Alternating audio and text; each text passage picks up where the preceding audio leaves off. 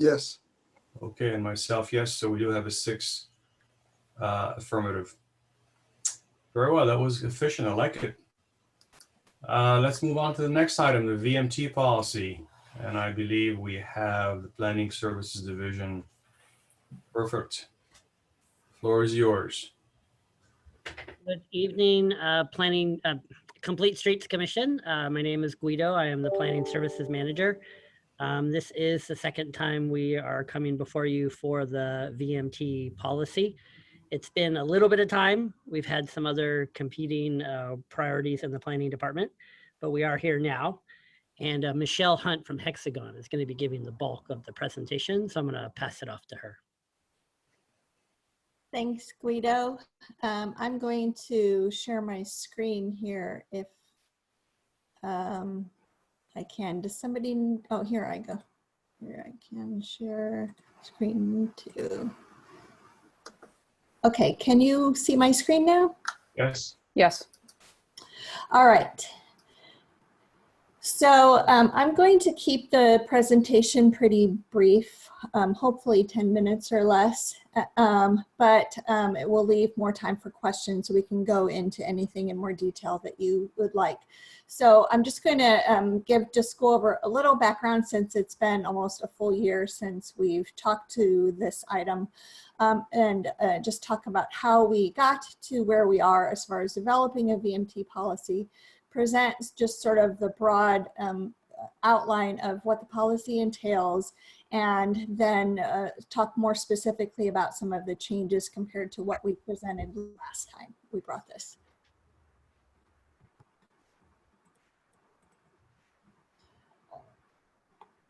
All right, so why are we doing this? Why are we having a VMT policy? There was a new Senate bill, SB 743, that changed the way that transportation impacts are evaluated under CEQA.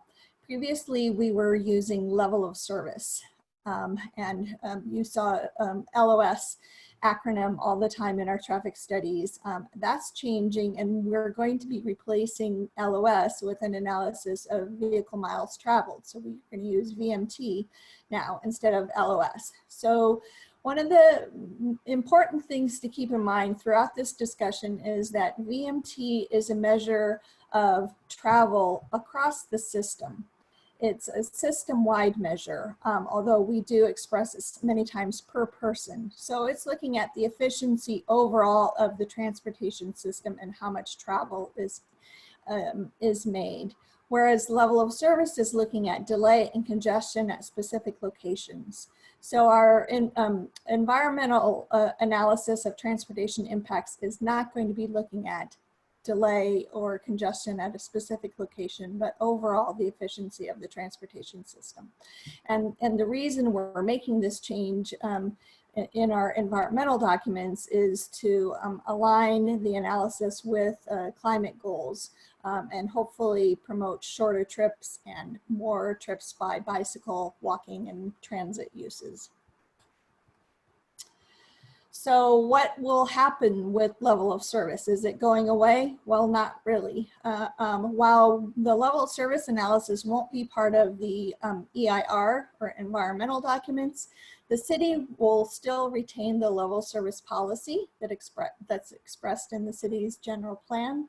And the city can continue to require a non-CEQA transportation analysis of level of service and other operational concerns like driveway operations or queuing, parking, all those other things that people are concerned about can still be evaluated, but it won't be part of an environmental document. The city can still impose conditions on development projects to resolve any deficiencies related to those other non-CEQA topics.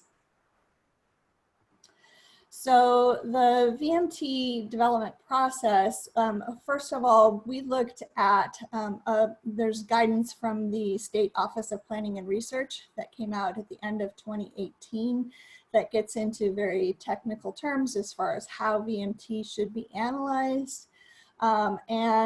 We've also looked at the VMT policies that other cities have already adopted. San Jose started evaluating VMT in 2018, even before the state technical guidance was adopted. And so we've been using and evaluating VMT in San Jose now for 3 years. We've had 3 public meetings so far in Los Altos. They were all in 2020. We went to the Complete Streets Commission. We also went to City Council and Planning Commission. So the draft VMT policy that we're bringing forward includes a couple of key components. The first is a screening criteria. So if a project is screened out, that means that it's presumed to have a less than significant impact. And the project can be screened out based on a number of criteria. First of all, if it's a small project. So we were doing this before with level of service projects that are below a certain size are presumed to have a less than significant impact. And so the threshold is 110 daily trips. Any project that would generate less than that wouldn't have to do a VMT analysis. The second screening criteria is based on location. So sites where the VMT is already less than or equal to the threshold for the project and the proposed uses wouldn't have to do a VMT analysis, because I will be presenting some what we call heat maps in a minute. So if it's already in an area where, based on its location, it's presumed to have a low VMT, then we already have our answer. Thirdly, local serving retail. So any retail project where all the stores are 60,000 square feet or less would be presumed to be local serving, and therefore the trips would be shorter and again have a less than significant impact on VMT. Similarly, local serving public facilities. So that would exclude private schools, high schools, and middle schools, because those schools, the trips are coming from farther, larger areas as opposed to a public elementary school. But like public elementary schools, a library, community center, fire station, all of those would be considered to be less than significant impact on VMT. Affordable housing projects, also if it's 100% affordable housing, that would be screened out. Also, if the project has an existing use and the proposed use would generate less total VMT than the existing use, they wouldn't have to do any further analysis. And then also certain types of transportation projects that wouldn't increase VMT, like if you're going to add a bike lane, you wouldn't have to do any further VMT analysis, you'd be screened out. So if you do have to do a VMT analysis, the measure that you're going to use for a residential project is a home-based VMT per capita. So that's per person, per resident. For employment uses, you'll use home-based work trip VMT. And it will be calculated one of 2 ways. First of all, there's a VMT evaluation tool. It's an online tool that was prepared by VTA. And most projects would be able to use that tool. And you would only not use that tool for very large projects or projects that are sort of like an unusual use that the tool can't handle, or a project that's large enough to shift the travel patterns, not just add a few trips for that specific project, but actually change the distribution of trips. Those larger projects would have to be evaluated using the countywide transportation demand model. So when we evaluate VMT, we'll have a significance criteria. Before, when we were using level of service, we had significance criteria, right? There was a level of service standard. If the intersection was already above the standard, we looked at what was the increase in delay. Now with VMT, we'll look at, well, what is the VMT for the project? And does it exceed the existing citywide average minus 15%? So what we're asking is, we're asking a project to be 15% below the existing citywide average. If it's higher than that threshold, it would be considered to have a significant impact. For office and retail, it's a similar criteria. The metric is different because it's a VMT per employee. But again, we're comparing it to the citywide average, expecting it to be 15% below the citywide average. That would be the threshold. And I mentioned heat maps. So based on the countywide transportation demand management model, we have an estimate of what the VMT is for existing uses based on their location. And this map shows for residential uses how the VMT compares to the citywide average. So you'll see there's a few areas that are green. Those are areas where the existing VMT per resident is already at least 15% below the citywide average. So those would be screened out. And those locations are mostly in the northern part of the city, especially along El Camino Real, because for a couple of reasons. They have bus service, more frequent bus service along El Camino Real, and also that area, residential developments along that area are closer to major employment centers that are predominantly north of Los Altos. So their trips are shorter. So they have more trips using transit and alternative modes. It's a more walkable area, and the trips that are in vehicles tend to be shorter. So that's why their trips are lower. So any residential development that's in an area that's shown in green would already be meeting the threshold, therefore would be screened out. Any projects that are in yellow areas are less than the average, but they're not 15% below the average. So they would have to do some sort of mitigation to further reduce their VMT.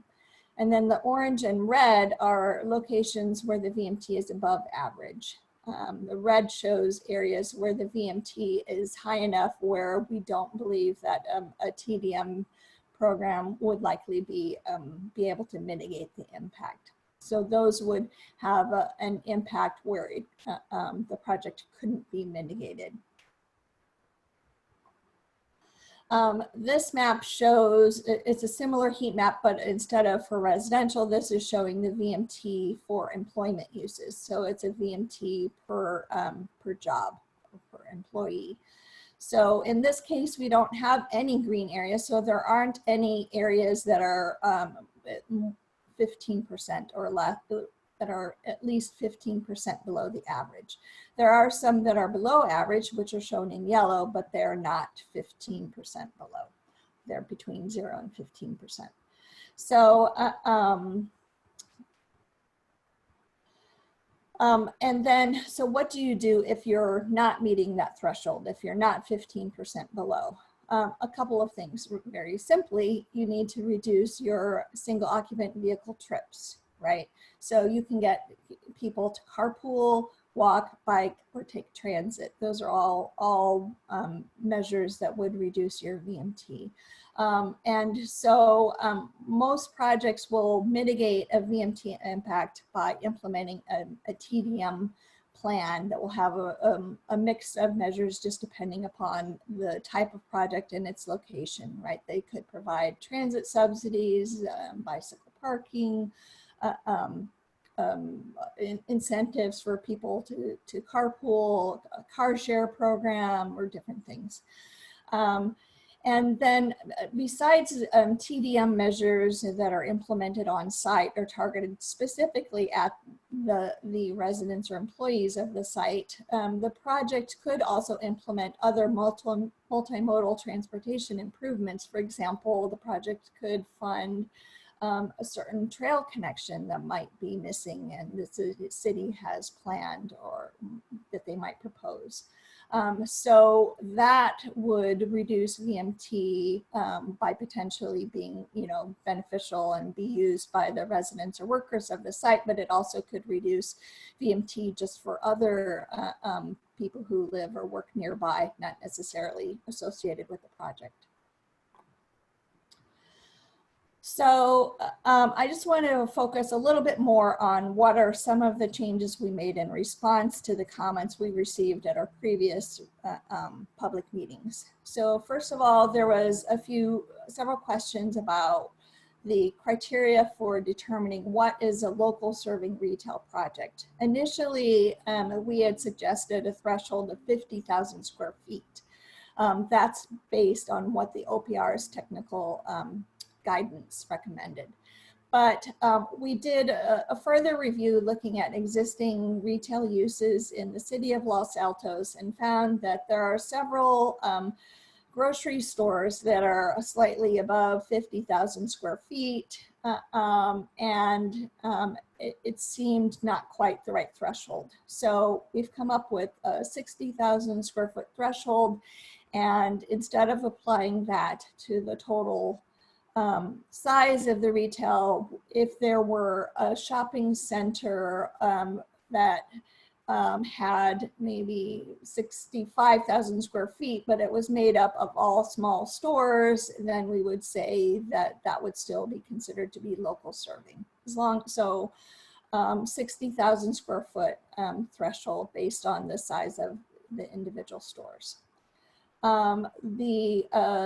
Local serving public facilities, initially we only excluded private schools and high schools, but based on the comments, we've also now excluded middle schools because like high schools, it's serving a larger service area, and so the trips are longer. The policy, originally we didn't have a draft language before, but we didn't discuss or present anything about affordable housing. So that screening criteria is new. But we didn't discuss what happens for a redevelopment project with had existing uses, or how a transportation project would be evaluated, or a land use plan, right, for a larger area. So now the policy addresses those topics. And then lastly, we have updated and added more information to a memo that to answer some additional questions. So there were quite a few questions, that we got. Just, some of them were like, well, what are other cities doing? Or, how do we account for the cumulative effect of, many development projects that might, all occur? Can you give us an example of how this would work? Or why is the VMT higher in this area or lower in that area? What, affects the VMT? So those are all covered in our memo that I hope you've had a chance to review, but I'm happy to, go over any of this in more detail if you have questions. So that's all I have, I believe, as far as my presentation right now, but I'm happy to answer questions. Let's start with the questions in the commission.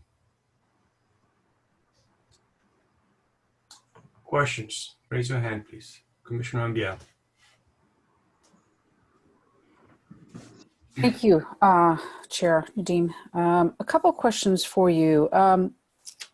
When it comes to TDM plans and mitigation measures that you require when a project goes over its amount, what is the accountability or measurement or follow-up process put in place to assure that those mitigation measures actually worked?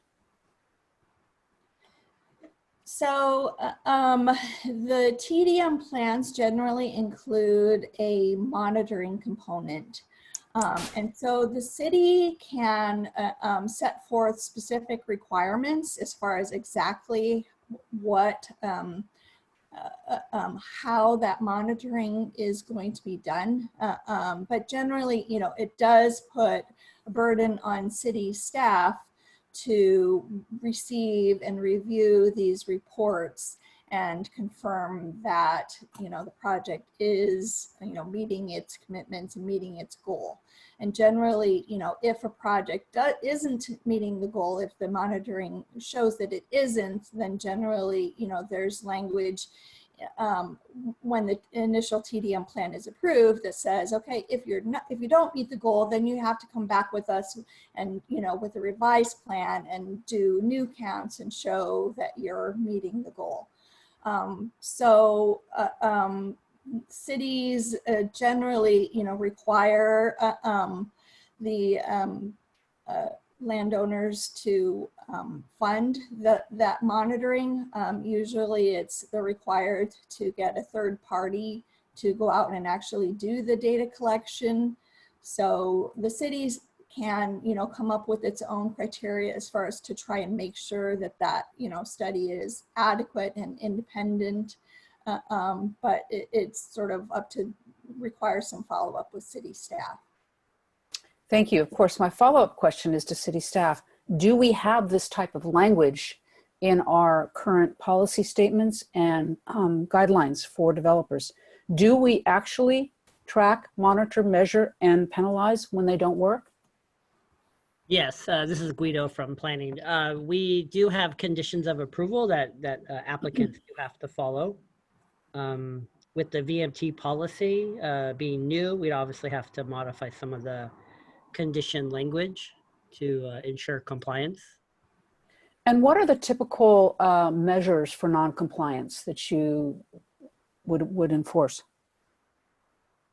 Well, this is a newer policy, so we would have to come up with some language in a condition of approval. But it can be an annual review. As Michelle said, a lot of cities do a third-party review. So we would have to come up with some language in terms of implementing the policy. And I'm not sure if Jaime, I know he does quite a bit of work up and down the peninsula, if he wants to comment. Yeah, so most cities follow the process that Guido mentioned. If a TDM plan is required as part of the conditions approval, it's usually provided as part of all of the planning documents at the approval stage of a document. And it really depends on the project and in the city. If there is follow-up submittals on the TDM plans for annual monitoring. I haven't seen too many large projects in Los Altos that have had that condition, but that is something that is fairly common. One thing I did want to mention is we are working at a staff level on a separate contract with Hexagon, since they've been helping out the city at the planning level for VMT. We are working on a separate contract with Hexagon to help us develop a brand new developer checklist that will hopefully come to you within the next month or two, that looks at developing a checklist that other consultants that are working on private development jobs and developers can use, so they understand how they have to continue to analyze level of service and VMT depending on project type and size. And then we'll include discussions on TDM monitoring as part of those checklists. Okay, two more questions. Thank you. If a project, I see a lot of red on our heat maps. If a project can't mitigate its VMT with a TDM program, how's that for TLAs, what then? Can the project be approved anyway, or is the project sort of dead on arrival? Well, even if a project has a significant impact, the city can adopt a statement of overriding considerations, Okay. and on that basis approve a project. All right, thank you. And then last question. It feels to me that a project that injects another 110 daily trips on a community of our size and our nature, that seems to be high. It may be appropriate for a San Jose or an Oakland. How did you take into context and the rural nature and narrow streets of Los Altos? So that threshold, as I mentioned, it was recommended by OPR, and then actually the same threshold was used when level of service was the measure. So it's not like a new threshold developed just for VMT. The main concern or point in my mind at least is, if 110 trips is a project, like for example, that has 20 townhomes, roughly will generate roughly 110 trips. If you set your threshold lower than that, it's harder for projects that are smaller than that to be able to afford to implement many of the measures that would be required to mitigate their impacts on VMT, like TDM measures. So that's sort of the only concern, is that, you know, you would be forcing smaller projects to include TDM measures, and at some point, you know, it's may not be as feasible. But So you're saying it's a trade-off between quality of life in a neighborhood and economic feasibility of the project? I guess Okay, so. that's fine. Yeah. Those are all my questions. Thank you. Okay, more questions from the commission. Commissioner Yang, go ahead. Hi, this might be related to Commissioner Ambule's last question, but in the memo, oh, by the way, it's a very thorough memo with good FAQs, so thank you, appreciate that. In the memo, it mentions that, you know, there are some leading cities that have already adopted these measures, and obviously they're all, you know, very big cities. But is there any like color that you can add to that in terms of like where we fall along the way, along the spectrum, or how we compare with our policies versus what their guidance is, or what they've set as their standards for the large cities? Well, in most cases, what we're recommending is based on OPR's guidance, which is what most cities are following. There's the biggest differences are sort of what the threshold that is used in some cities. Instead of comparing to the citywide average, they will compare to a countywide average, or the average for the 9-county region. And we included a discussion of why we felt that the citywide average was appropriate for Los Altos. But that's, you know, one of the big differences in what one city is doing versus another. Another is that, like, for example, San Jose has much larger thresholds for local retail. For example, they say anything up to 100,000 square foot of retail space is considered local serving. And many other cities have drawn a smaller, threshold than that, 100,000 square feet. Also, some cities and OPR guidelines do suggest that developments that are along a high quality transit corridor or near like a rail transit station, if you're within a half mile of a high quality transit corridor, you can be presumed to have less than significant impact on VMT. But we we felt that based on sort of the concern of previous development projects that have been proposed and, you know, approved along El Camino, there was a lot of community concern and discussion about that. We felt that extending that criteria based on the transit corridor wasn't appropriate. But nevertheless, residential projects, the VMT is already low there. So some residential projects along El Camino would be considered to be, would be screened out, not just because they're along a transit corridor, but because we already have analysis that shows the VMT in that area is low. So there wouldn't be anything to mitigate because they're already below the threshold. Great, that's helpful. I guess follow up to that is, are there any cities that are similar to ours that have comparable thresholds, just so that we can see if we're in the same range? Well, the closest,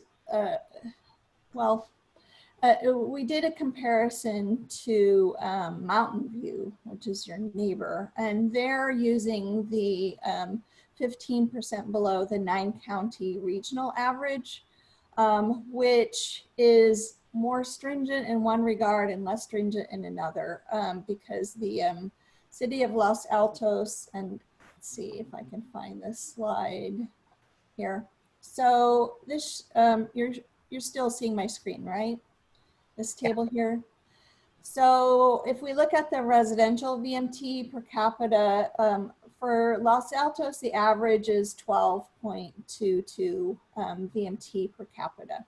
The 9-county regional average is 13.95. So if we're using a threshold that's 15% below the citywide average, that's a more stringent criteria, right? Harder to meet. You're going to be requiring more TDM measures than if we had, or than if you adopt 15% below the 9-county regional average. We suggested keeping this because it's more stringent, but it's still, you know, doable. And there's still some projects even that are already below that along El Camino. So it's more stringent, but it seems doable for most projects. Whereas if you look over at the VMT for employment uses, the city's VMT average is just over 19 VMT per job, where the regional average is 15.33. So the citywide average is much higher than the regional average. And if you adopt the 15% below the regional average, like Mountain View did, every project will be well over that, and you know, almost no project could meet that threshold by implementing TDM measures. In fact, I think I have a let's see, for employment based on the regional average. So this would be what the heat map would look like if you use the threshold of 15% below the regional average.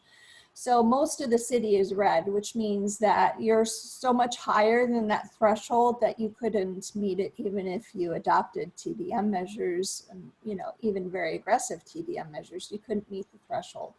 And only, you know, a few projects in this area, and it would require very aggressive TDM measures, but in most cases you couldn't. So that would mean that even a very small project, you know, a 15,000 square foot office building would have to do an EIR. It would find a significant impact. It would have to be overridden with a statement of overriding considerations.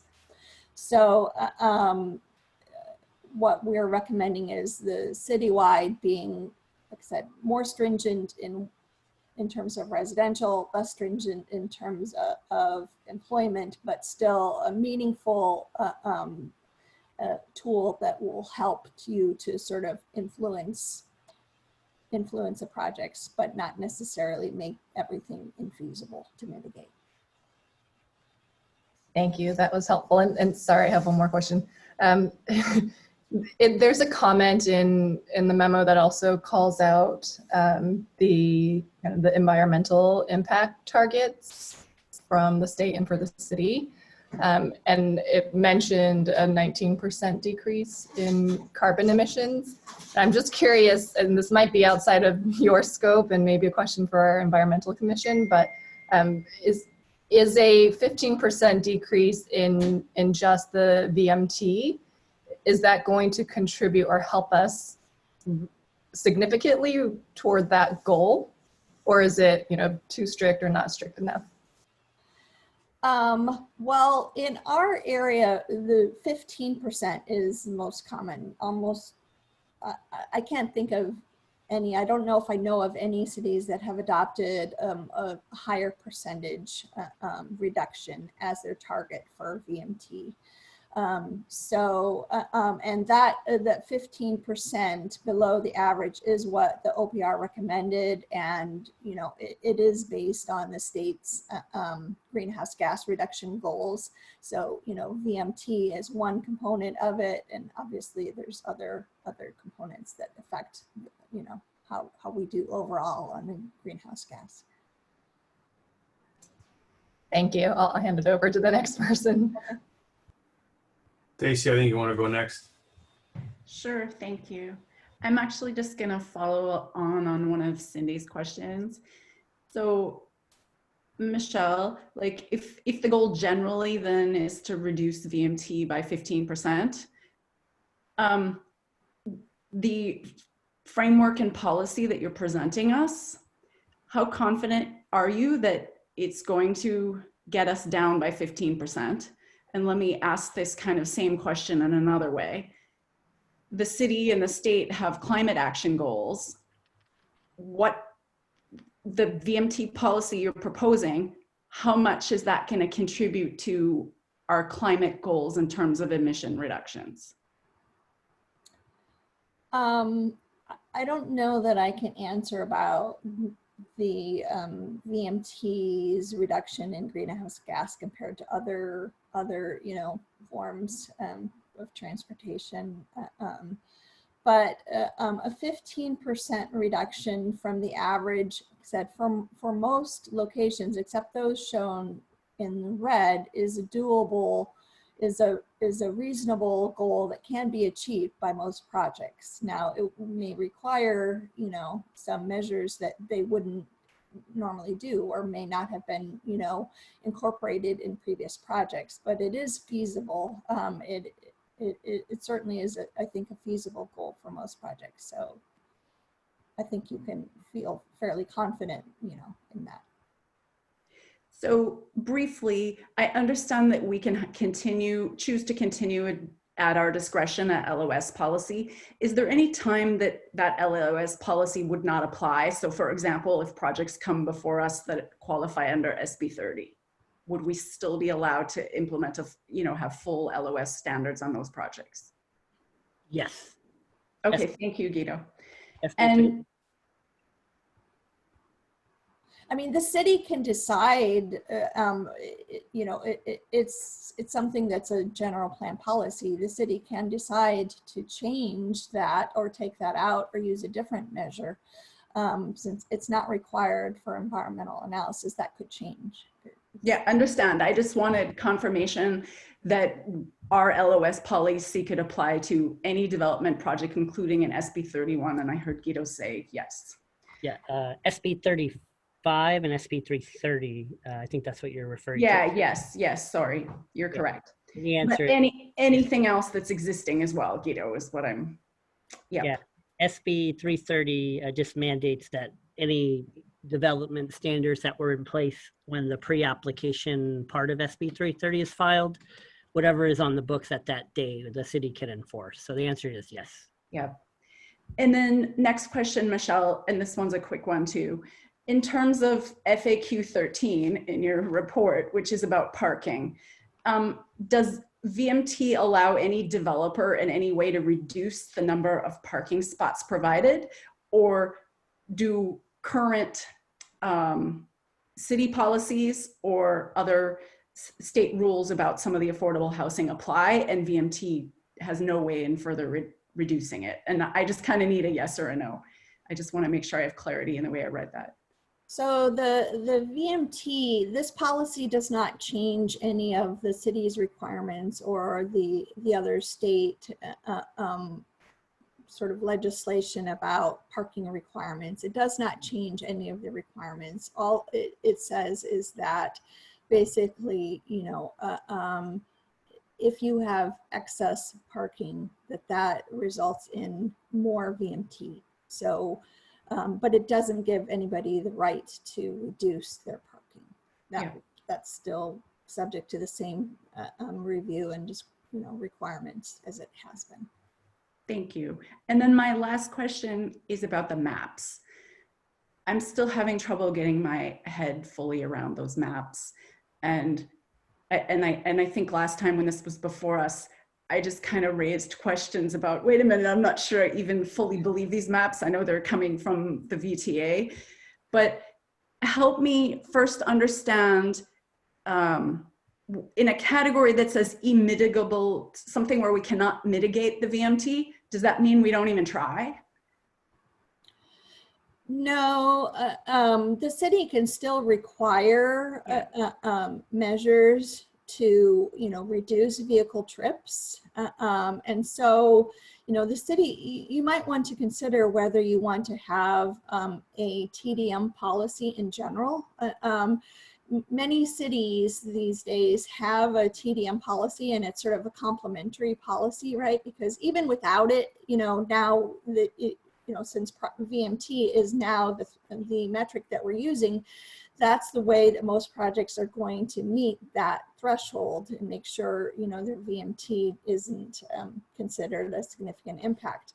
So you can spell out, in a policy to make it clear to developers what is expected in terms of TDM measures, and that can be, expressed sort of separate too, but like I said, complementary too.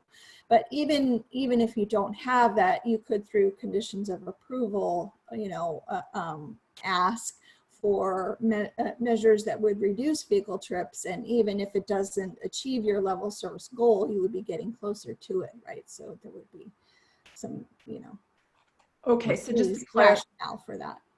So just to clarify what I heard, in the areas that are pink or red where we cannot mitigate, then projects don't go through a VMT analysis there. However, we can have a TDM policy separately that we can have them go through, or we could put conditions of approval. Is that correct? No, we would still do a VMT analysis, and that would be in an environmental document, and there would have to be an EIR that showed that this project would, likely the EIR conclusion would be it's going to have a significant impact on VMT. And generally, for a project that has a significant impact, CEQA would require that any feasible mitigation measures be implemented. Even if they can't fully mitigate the impact, you're required to mitigate to the extent possible, to the extent feasible. Yeah. So there would, we would be required to analyze VMT, and they would be required to do some TDM measures. It's just like any standard CEQA mitigation where, if it's feasible and reasonable, and you can drop the environmental impact, then we try to incorporate that. But I think Jaime, after the TDM policy hopefully gets adopted, he had mentioned that there's going to be a second part to this where he's working with Hexagon to come up with a very detailed checklist for if you're meeting the threshold or not, that the Complete Streets and Planning Commission can turn to impose on the applicants, and that'll further reduce the impact. Yeah. And then the last part of this same question is the green area. I'm just flipping to the opposite from the red to the green on the map. So the green area where it says that's below the threshold VMT, help me understand this, Michelle. Are those developments in those areas still required to go through a VMT analysis? So no, those are areas where it would be screened out, what we call screened out, because this is sort of like a pre-analysis that's showing that developments in these areas are expected to have a low VMT that's already below the threshold. So on that basis, basically, we would conclude that they would have a less than significant impact. And that is kind of the sort of data you're getting from the VMT or the VTA and analyzing. Are we allowed, per the state rules, to have a sort of citywide policy where we just do VMT analysis for any qualifying project that meets our 115, or if we change it to 50 threshold? Well, I mean, when we say we're going to do the VMT analysis, basically we're using data from VTA's model, whether it's using the model directly for a large project or using this tool. The data, information that the tool uses is from the model. So it's going to show the numbers basically that this map is presenting. So it's going to, basically our answer, our initial number is that it's already going to be below the threshold. So that's sort of, if a Michelle- project is screened Michelle- out, Michelle, it's important to point out though that even if it's in that green area, like we've said, we still have the LOS standard in the general plan. And, you know, we would still assess the project's impacts through that general plan policy. It just wouldn't be in the CEQA document, which is prohibited as of July 1st. right? Right. So it's not like you get a total get out of jail card. Yeah. Because we have that policy, we're still going to mandate to try to the extent feasible to reduce the impact. And then Guido, just to clarify, and then One last question. yeah, this is part of the same thing. We could in that green area also apply a citywide TDM policy too, correct? Correct. Because right now, a project that's in that green area, if they don't have an adverse effect like on the level of service policy, like if the traffic analysis shows that this project isn't going to cause any intersections to, you know, violate the city's level service policy, since they're in the green area as far as VMT, they right now wouldn't necessarily have to do a TDM, any TDM measures. But if the city adopted a TDM policy that said, no, every project has to do at least X, Y, and Z, you know, then you could impose that. Thank you. Suresh, Tom, questions?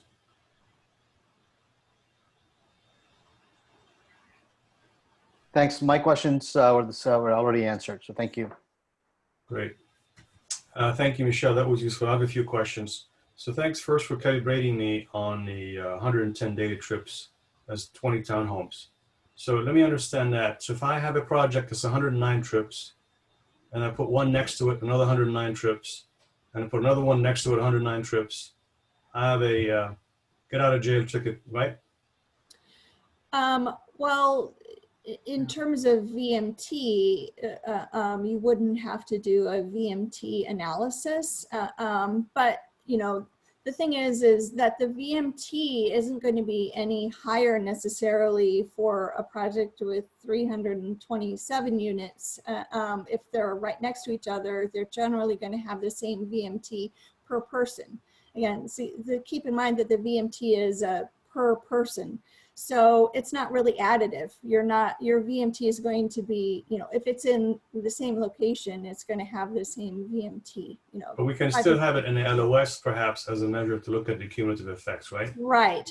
So that's where the cumulative concerns are, is related to level service. Okay. So we would still be looking at that. And I think, yeah, go ahead, Guido. and just by CEQA, where a city or a developer is not able to engage in the kind of incrementalism that you're referring to. A developer can't break apart a project to then skirt the environmental laws that we all have to. That wasn't what I was implying. I was implying that just simply by timing, the three different projects, perhaps it could be 6 months apart, a year apart, you never know. So let's go back to the map. How often do we update those maps, or would we update those maps? So the maps are, like I said, based on the VTA's travel model, and that gets revalidated every 3 to 5 years. 5 years. 5 years is a long time. It's a lot of projects that can go up. So I don't know what 15% really means. So if I want to bring 110 is roughly 20 townhomes, and I want to tie that to an increase over time, I'm adding more density. I understand that we assume that the VMT per capita is not going to go up, but that's just an assumption. We don't know that for a fact, right? And so under what conditions would the green regions turn yellow in the future?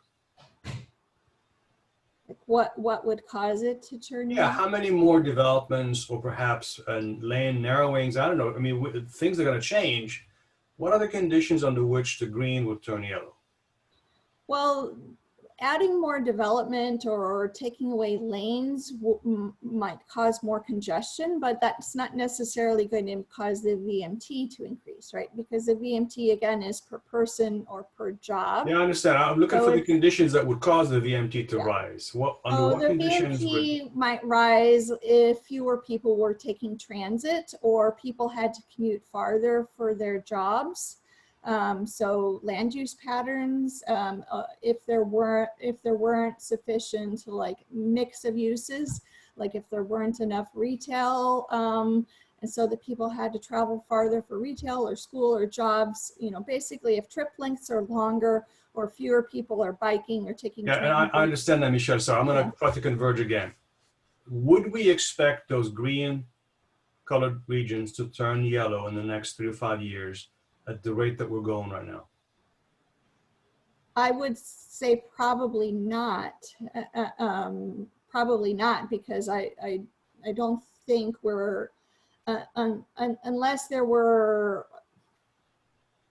Yeah, I don't think I don't. Okay, so we're making an assumption that they will not, and therefore we're saying, look, we believe it's going to stay green for the foreseeable future, and therefore we're going to screen these projects out from having to go through these analysis. But what if now the VTA comes back in 3 to 5 years and say, oops, it did turn yellow? What recourse do we have at that point in time?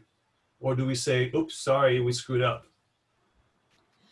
Well, even projects, as Guido was mentioning, even projects that are in the green would still have to evaluate and determine if they would have a negative effect on level of service. And so they may be required to do physical improvements to ensure that an intersection doesn't, you know, degrade to an unacceptable level of service, or they might be required to implement TDM measures to reduce their trips to ensure the same thing, that the intersection, you know, doesn't degrade or the delays don't become an unacceptable level. So you would still be doing that sort of analysis, whether or not it's in a low VMT area. So the VMT, I would say your best recourse or measure is to adopt a TDM policy that to make sure that you have a minimum standard and that would apply to all projects, even those that are in a low VMT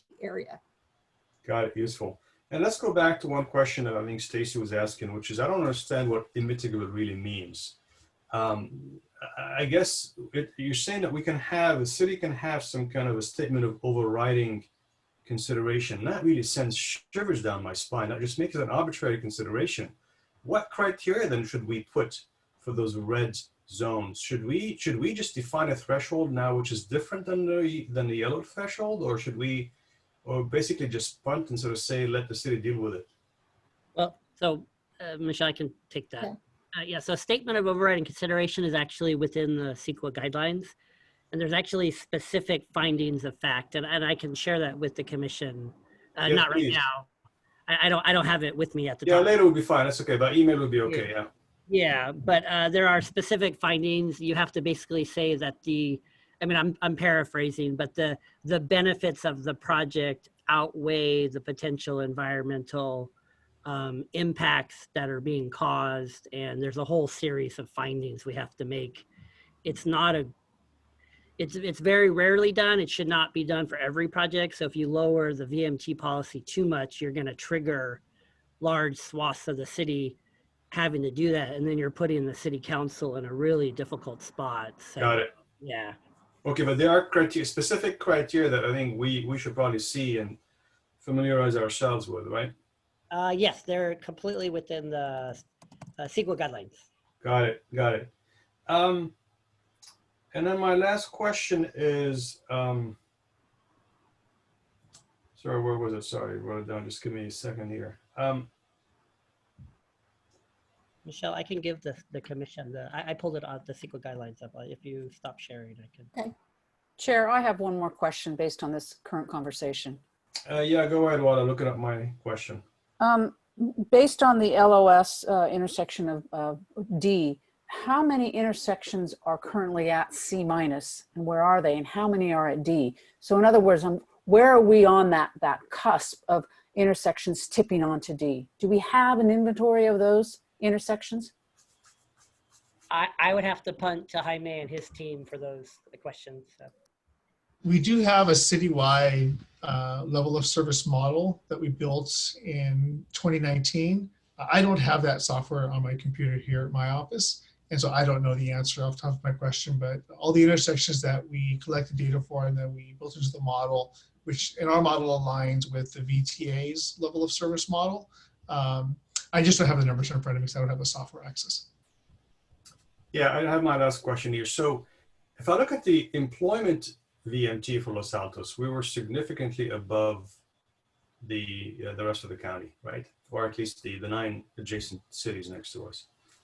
And then we're to a large extent driven by the fact that we're a bedroom community, and then we have a lot of folks just commuting out, supposedly, right? So many of those factors are beyond our control. I mean, we cannot bring in a Google or Facebook to Los Altos, at least not in the foreseeable future. So those factors that drive that VMT reduction are beyond our control. What incentives are we able to offer to at least assist in that? I mean, I know we can put in bike lanes and build closer to transit, but the reality is we don't have control over where transit really goes. What incentives can we be physically and tangibly applying here to drive that number realistically down? Well, having, for example, a mixed use project, more diversity of land uses and more mixed use projects will reduce the VMT. That's one thing that you can do. And as you mentioned, I mean, it's the VMT patterns aren't only influenced by what's happening inside your city, it's influenced by where jobs are and housing is and other surrounding communities. So that's partly why we're suggesting using the citywide average VMT and 15% below that as your sort of threshold, because it's hard to sort of meet these other targets that are based on a more regional measure.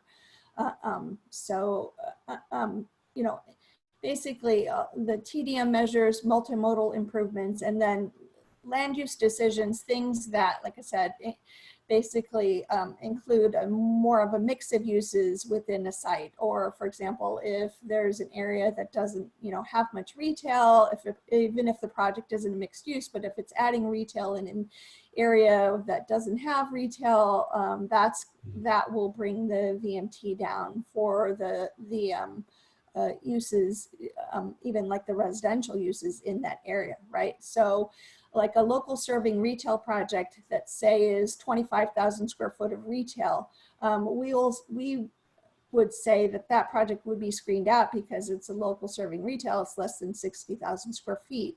So we wouldn't, it would sail through in terms of its analysis of VMT. But a project like that, and many projects like that over time, could help, for example, to reduce the VMT for residential projects, depending upon where they're located, right? Part of the reason why a residential project might have higher VMT is because it doesn't have the services nearby. Okay, thank you. I'm going to open it up now to questions from the public. If you have any questions or anybody wishes to speak, this is your chance. Please raise your hand. Any members of the public who wish to speak, this is your last chance to speak tonight on this item. I don't see any hands, so I'm going to bring it back to the commission for feedback to Guido and Michelle. Who wants to go first? Stacy?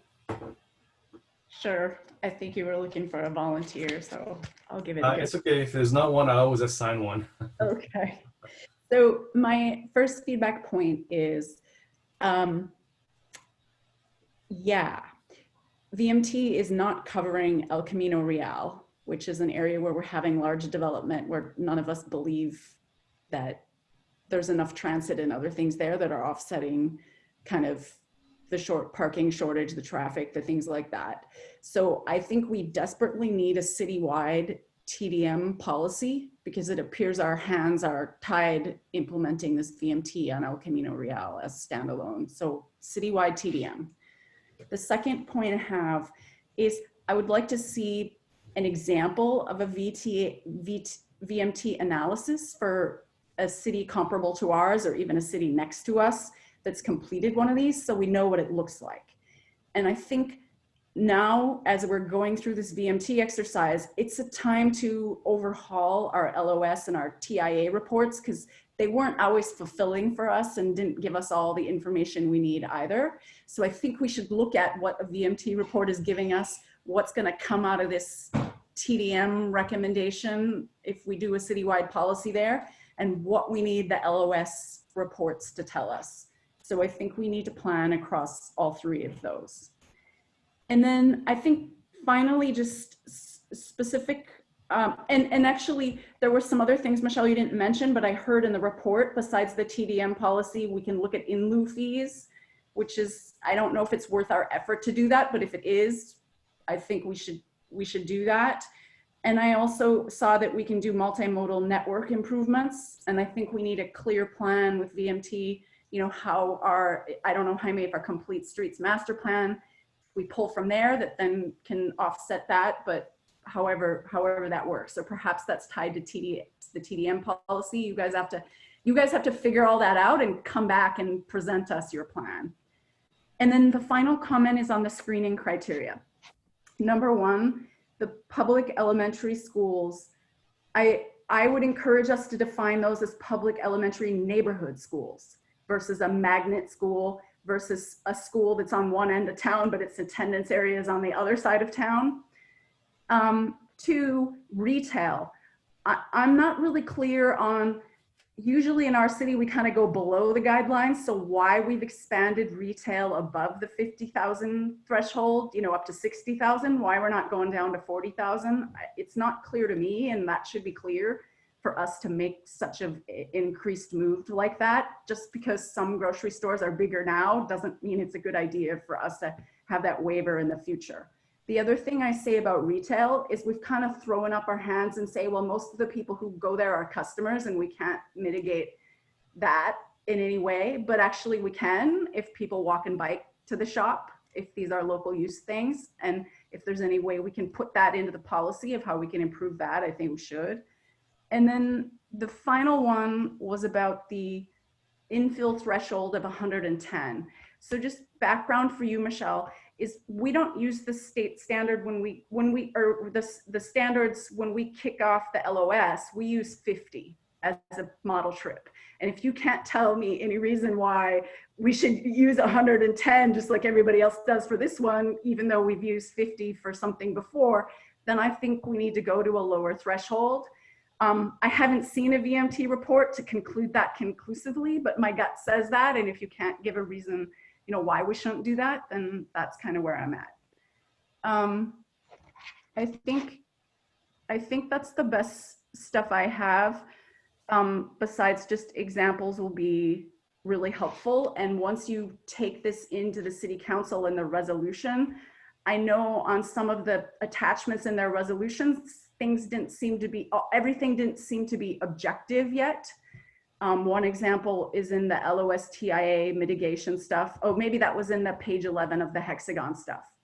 But some of that stuff that was rattled off on there, I was like, oh, are we even doing this now? And maybe those go into a TDM plan or in our LOS plan. But we need to get really clear on what's where and have a complete plan. And you need to come back and keep presenting this to us till we're satisfied. So thank you. And thanks for coming tonight. Next. Susanna, I'm sure you're itching. All right, I'll go. Very thorough report, first and foremost. Really, really engaging, very interesting, and understandable from a layperson's perspective. So thank you for that extra effort. I know it's hard to step out of your natural language and bring it to something that others would understand. So I appreciate the extra effort on that. I'm a little uncomfortable overall seeing VMT numbers that are appropriate for San Jose and Oakland being applied to Los Altos. It's very different environments. And to have a residential project of 20 units that generates 110 trips per day in the middle of a neighborhood is a significant impact, not a negligible one. It's a significant impact. And that worries me, especially as you couple this with the increasing drive to change zoning ordinances to allow multifamily dwellings in the middle of a neighborhood that formerly was not. We're opening up a door to a real patchwork. So I'm concerned about that universal application. What's good for San Jose is good for Los Altos. So I need to feel more comfortable about that. I would like to see the data at some point on the level of service on the key intersections that are at level C or below, and what it would take to tip them. So at what point does it tip, and what do we do then? I think it's critical that as a city and as a commission, we start looking at a citywide TDM policy that's specific to our city, that includes monitoring, measurement, enforcement, and accountability. And it's something that is reported on and that the Complete Streets Commission or the Planning Commission, whichever is more appropriate, Environmental Commission gets to see once a year. So we understand if our TDM policies are in fact effective. I would like to see more examples of feasible mitigation measures, and maybe that's a toolkit that we give to developers, proven methods that do mitigate VMT in a fashion that can be monitored and measured. Free hall passes to the VTA bus is not likely going to be an effective measure in Los Altos when I've got my Tesla parked in the garage. It's just not going to happen. So I think it needs to be realistic and applied to our community. Those are my comments. Thank you. Next. Cindy. I'll be quick. I really want to echo all the comments that were previously said. I'm not going to repeat them, but I 100% agree. The other thing that I wanted to dig into a little bit more is I appreciate the balance between, you know, the looking out for the cost of the types of developments that we want to encourage in Los Altos versus, you know, setting the threshold at a place that's appropriate for Los Altos. So I think just where we're at is that we're always, our community, especially because of what we've heard from people for much smaller developments, you know, on the corner of a neighborhood, we know that the things that are being proposed here will invite a lot of public comments. And if we have no way to kind of address their concerns and no mechanism to do that, then our hands are tied a little bit. So that's where the context of our comments are, because we know that, you know, people are going to be concerned about these. So from a commission perspective, whenever we see things that are at the county level or, you know, kind of nine county or larger city areas, we always are very skeptical that they're Los Altos appropriate. So whatever we can do to either adjust or provide examples to make us comfortable with what you've set would be really helpful. Like the tables that you have, table 3 and table 4, I think they're very helpful in us seeing how different comparisons are, but we just don't think that they're appropriate comparisons for Los Altos. So if there's a couple more examples that we could give there, that'd be really helpful. And then I don't know if when, but I would love for the Environmental Commission to just take a look at this or make sure that it's in line with our climate objectives. Thank you, Cindy. Suresh? Yes. Thank you, Michelle. This is my first foray into VMT, and all the documents that you provided were actually pretty informative and well explained. I think some of the commissioners have asked all the pertinent questions, but I just wanted to hone in on a couple of things, primarily not to do with the way the thresholds are set up, but so much the numbers, I guess. And I'm trying to rationalize how those numbers or how the numbers pertain to our local neighborhood, and I'm not sure I'm getting getting how or why those numbers are, for example, the 110 daily trips or the 15% threshold. And I think a little bit more analysis and explanation on that would be very useful. And I think comparisons to neighborhoods or cities that have similar both residential versus business mix and just the density, I think will help understand those numbers better. Or if there's an objective way as to not just picking an average, but there's a more objective way of why those numbers make sense, I think will help. But also seems like even if we come up with a VMT policy in the short term, I think a global sort of citywide TDM measure could affect how we view the VMT policy, and we may have to go back and revisit it. I mean, one of the things I think that it provides for, I guess the Senate bill provides for, if we don't meet the July 1st deadline, is for us to still have a interim policy, but maybe come back and adopt a policy that makes sense with a citywide TDM policy as well. So that's something I think is to look at both together would be more appropriate. And then the last comment I had was, I mean, there is a new cap that's being developed by the Environmental Commission, and I am not sure how. I mean, some of the targets that were set in the 2013 plan, although you referenced that in your memo, not sure that's been updated, or is there a plan to sort of work with the cap to see what that might entail as well? So I think some sort of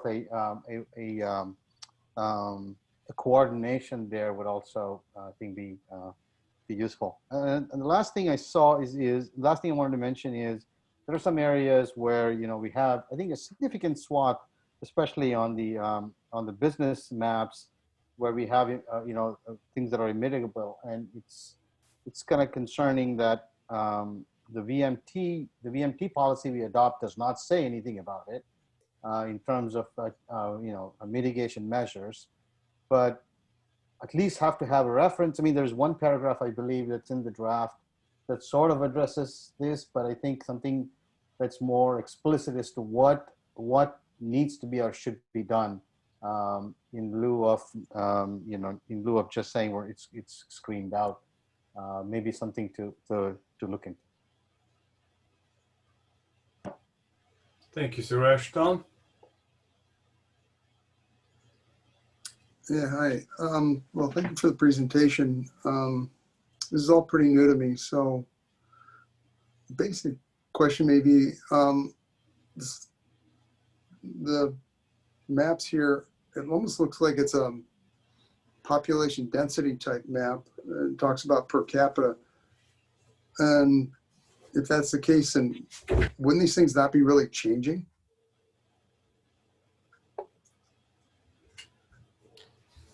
Well, density is one factor that influences VMT, because as the development density is higher, that means that generally there's more complementary land uses, in closer proximity. I mean, these are things that will, change relatively slowly over time.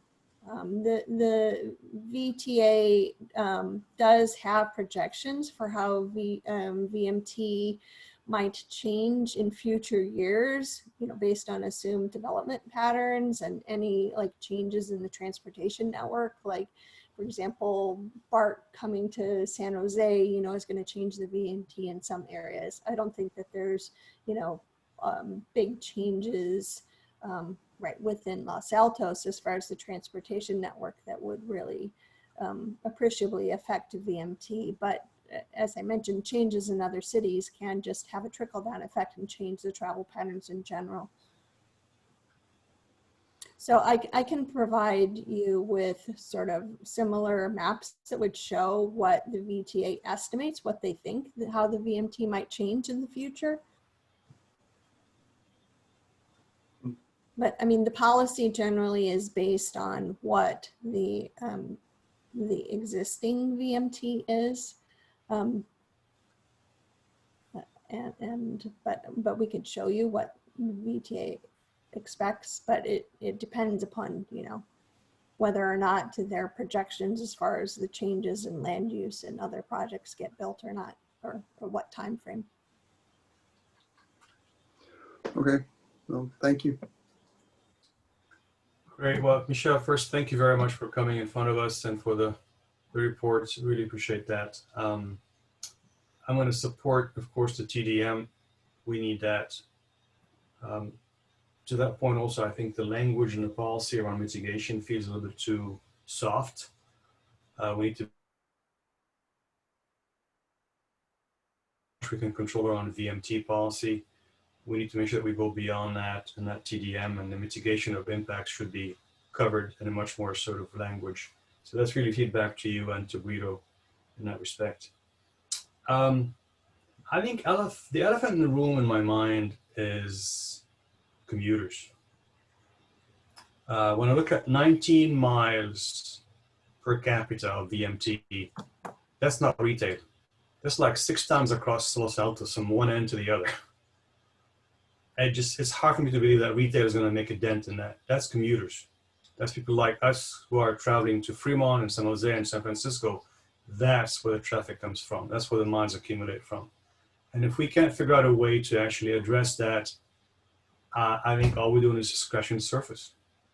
And that means we got to figure out how to work with adjacent communities, how to work VTA, how to get transit on El Camino. If we can't do that, and all we're doing is just putting more people in houses in Los Altos, the assumption that the VMT is going to go down, in my mind, is just, that makes no sense.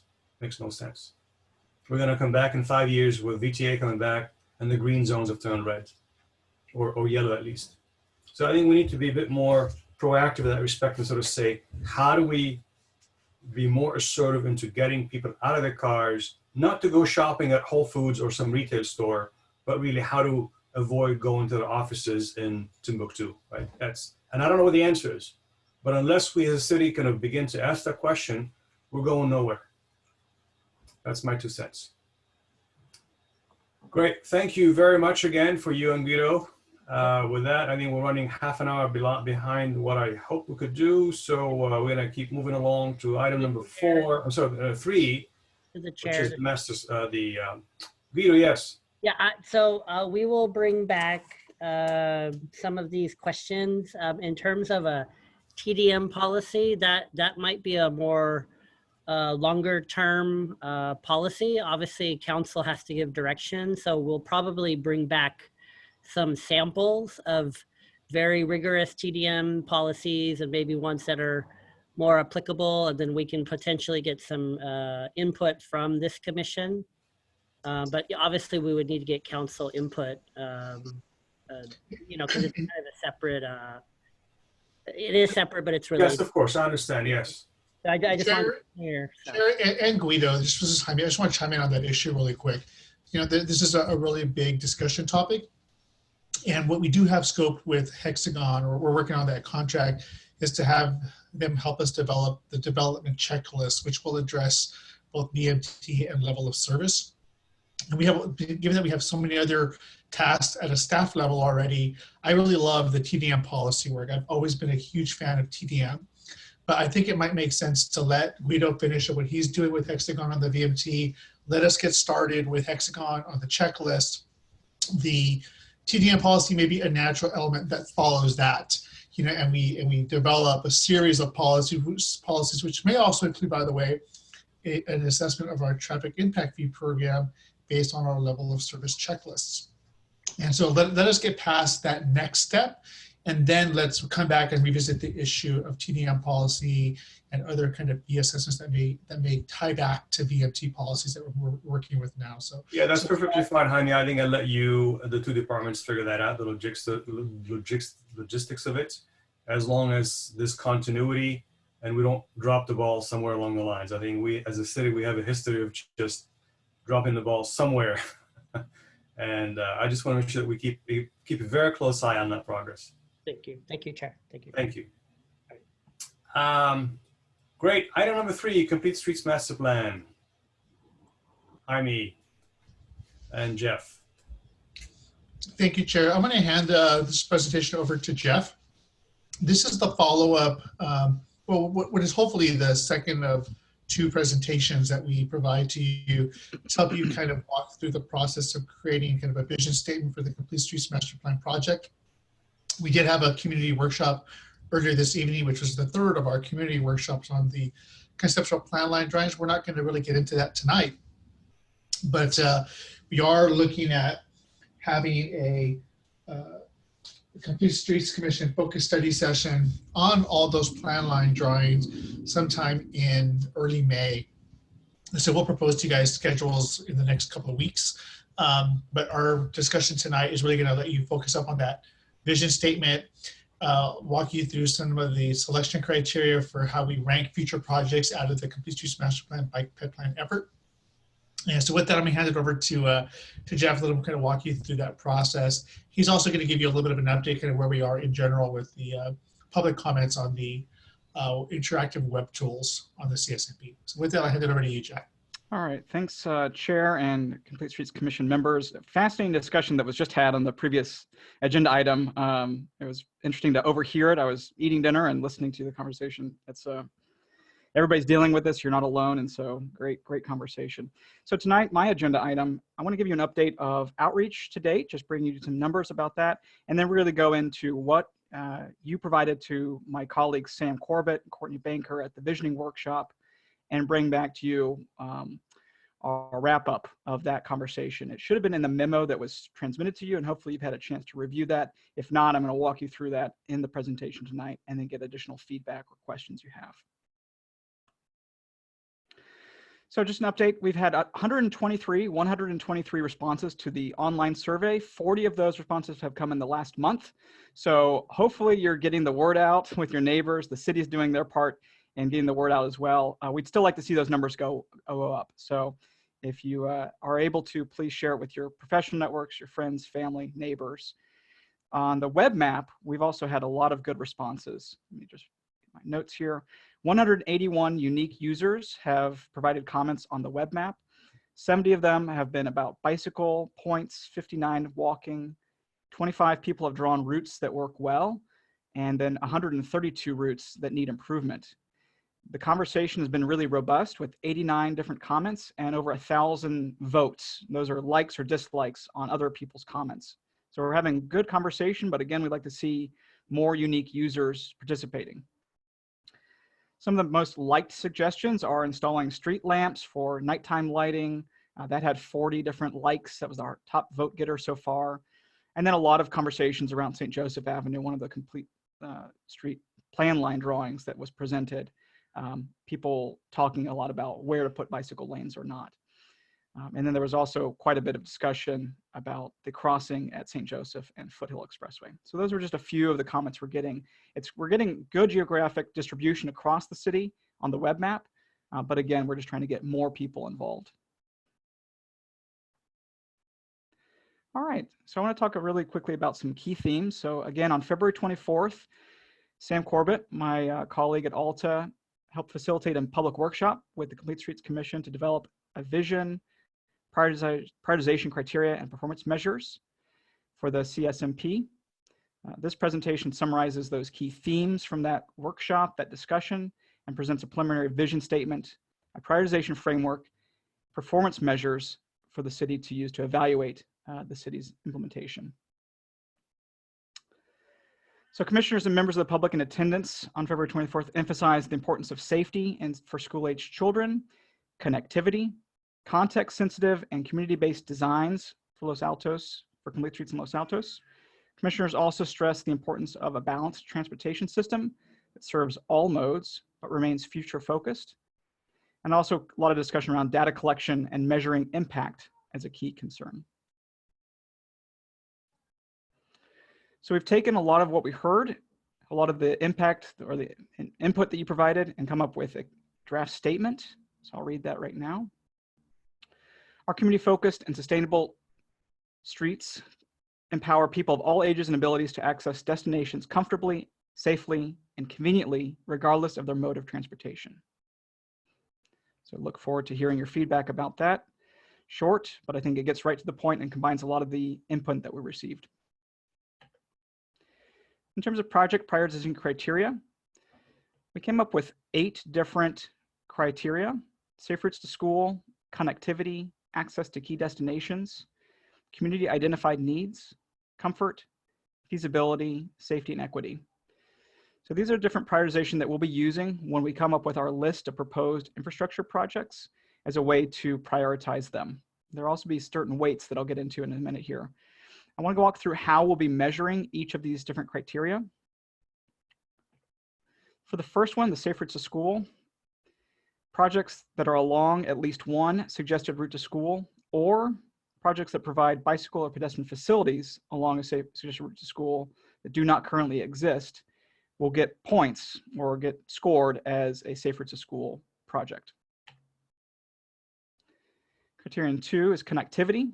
Connectivity is calculated by projects that close gaps in your existing network or fill a gap in the pedestrian network or create cross-town connections, or projects that ensure connectivity to new and planned developments, including schools.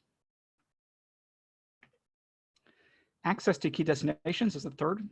These are projects that connect people within 500 feet, so essentially within a half a block of a major transit stop, school, trail, parks, library, grocery store, or larger employer. I mentioned that parks was omitted in the memo, and something that I just realized should be included. It's typically included, so we are going to add in parks as a key destination as part of this scoring criteria. Community identified need.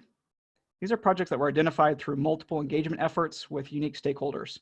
So it's not just everybody that's left a comment, this project gets a point. It's ones that we see repeatedly come up more and more. We don't know what that threshold will be, but it might be the projects that have 5 unique people saying this is a priority for me. Maybe that gets the point here. Comfort. Projects that provide greater physical separation from vehicles on high-speed, high-volume arterials and collectors, or projects that help to reduce vehicle speeds on streets with demonstrated speeding issues, or projects that improve crossing opportunities across higher speed and volume streets. Feasibility. Projects that have a lower cost relative to all planning level cost estimates, and projects in which no additional right-of-way is required to be purchased or obtained by the city. So these are projects that can be done quickly. We want to make sure that those kind of rise to the top to have immediate impact. Safety, this is related to collision reduction. Projects that are within close proximity, 250 feet of at least one bicycle and pedestrian involved collision, or projects that provide facilities on an alternative route to locations where severe or fatal collisions have occurred, or projects with a high crash reduction factor. And that's established through research that's been done on common countermeasures to safety issues. And so we know that if this is implemented, that it will reduce crashes by a certain percentage. And so we can put those together.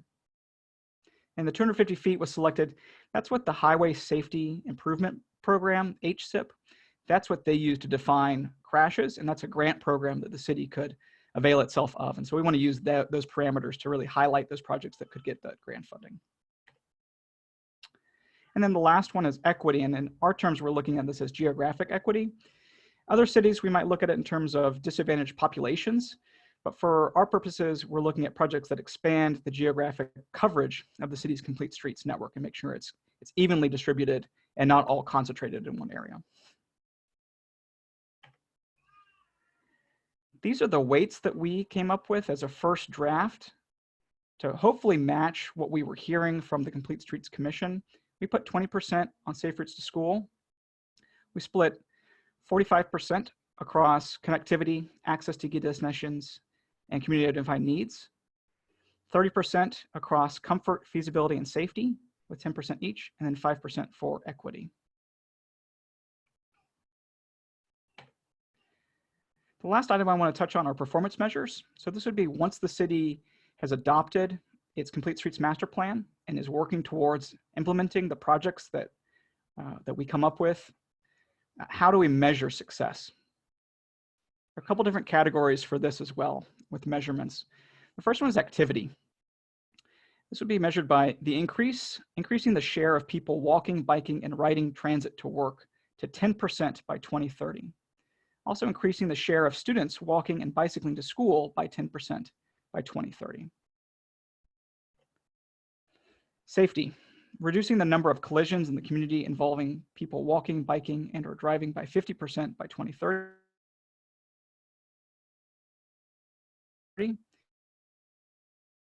By 2030, and reducing before and after traffic speeds and cut-through rates on projects aimed to address those issues. Connectivity, implementing at least 10 high-priority projects by 2030, and decreasing the number of gaps in pedestrian and bicycle networks by 50% by 2030. Climate change, reduce the number of vehicle miles traveled per capita to meet the goals of the Climate Action Plan. Community input, ensuring all projects include pre and post engagement and evaluation with community members by 2025. Increasing opportunities for community members to share additional feedback and insights on methods for improvement. Implement a feedback process by 2025. And evaluation, expand data collection capacity within the city. Collect and publish multimodal transportation counts on arterials once every 5 years, and increase the number of projects that include before and after counts of modes used, speeds, etc. by 2030. Ensure all projects include before and after counts by 2040. This was, I think, and still is, a careful balance of information that is readily available for the city and doesn't put a capacity issue, a resource issue on city staff to go out and collect new information. But we also wanted to make sure that there was good information that the public would have and decision makers would have about the effectiveness of the master plan. And so we're trying to balance those two here. And a lot of these also do not yet have a baseline. So that would be something that we'd have to come up with as part of the next phase of the master plan process. So this was all in the memo. Hopefully I walked it through you, but I'm here to now answer any questions and collect any additional feedback. So with you, I turn it back to the chair. Thank you, Jeff. Questions? You've had the chance to read the documents. Let's keep them succinct. Suzanne. A couple questions. One is around measurement. You have some ambitious measurements. I'm interested to understand who will measure, how will we measure, and at what interval? You've already answered my other question, is we don't have a baseline yet, so we need to establish that. So I think that is an important thing to keep in eye line. It's one thing to have ambitious measurement, but how worries me. A question on equity. Why did you limit equity to merely a geographic definition? Was there discussion at the last CSC about defining equity to disadvantaged communities? We didn't hear that really come up a lot. So I'd be welcome to take that back and look at that. It's something that was part of the existing conditions analysis that we did. But it was, I heard a more emphasis on making sure that one part of the city didn't get more projects than the other. Yes, you heard correctly, but I didn't say disadvantaged communities. I just said, why didn't you more broadly define equity? When I think equity in this frame of mind, I'm thinking equity of peds versus bikes. Are we approaching these projects with equity in mind, in that some people may not ride a bike? The other definition of equity would be age equity. Are all of our projects geared toward an older age group versus a younger age group? And then finally, equity around capability. Bicycling infrastructure and treatments on roads often is effective based upon your capability and comfort with riding on a street. So some equity around that. So I'm just curious as to why we're just being very, very narrow. And it's possible it's because that's where we led you. There's another thing that I will just mention that we want to make sure that we're not double counting. This is something I've run into the past. And so it's difficult for me to think about projects that would appeal to youth versus seniors. But what I will can say is that folks that are interested but concerned, not your standard, lycra-clad bicyclists, I think that would be covered in the comfort criteria, which is really about that physical separation. But that's a good point that you raise up, Suzanne, about equity in terms of bikes versus ped projects. That's something I haven't thought of, something we could take back to city staff and review. Mode equity. Thank you. Yep. Those are my questions. Other questions?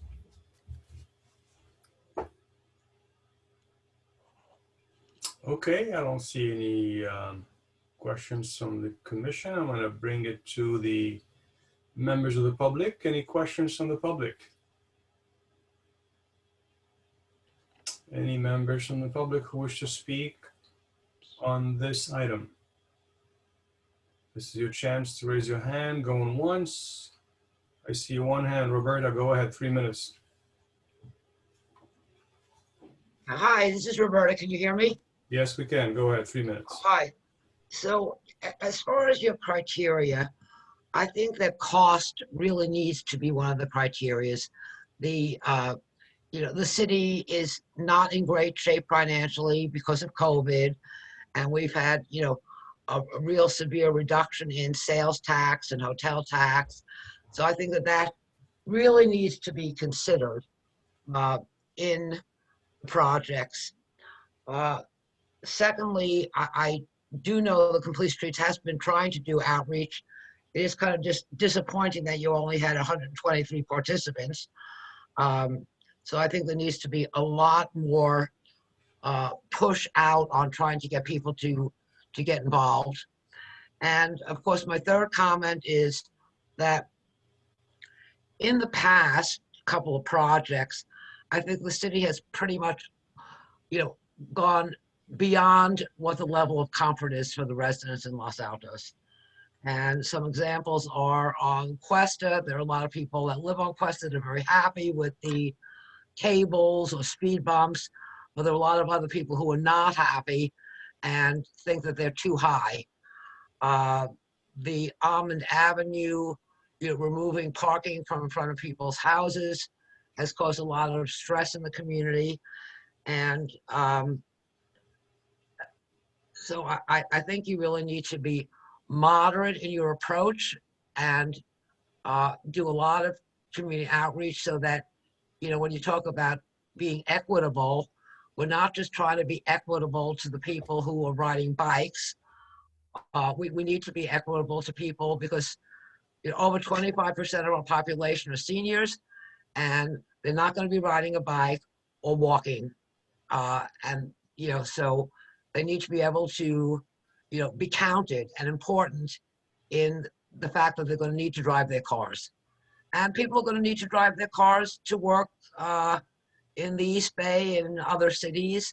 And this master plan is sort of short on cars and long on bicycle and pedestrian. And I'm not saying that, obviously we want to all have, safe routes to school. There's no question that we want that. But I think that there's still a lot of work to do to make it more equitable and to get feedback from the community of what is acceptable. And then my first thing was the cost. Because like on Almond Avenue, I know you're going to put in, or plan to put a new traffic light, and that's going to cost a lot of money that the city's going to have to not do other projects that are important in order to do that project. So thank you for listening to Thank you, Roberta. All right, next is Stephanie. 3 minutes. Stephanie? Stephanie, I see your hand is up. You got 3 minutes to speak. You are muted.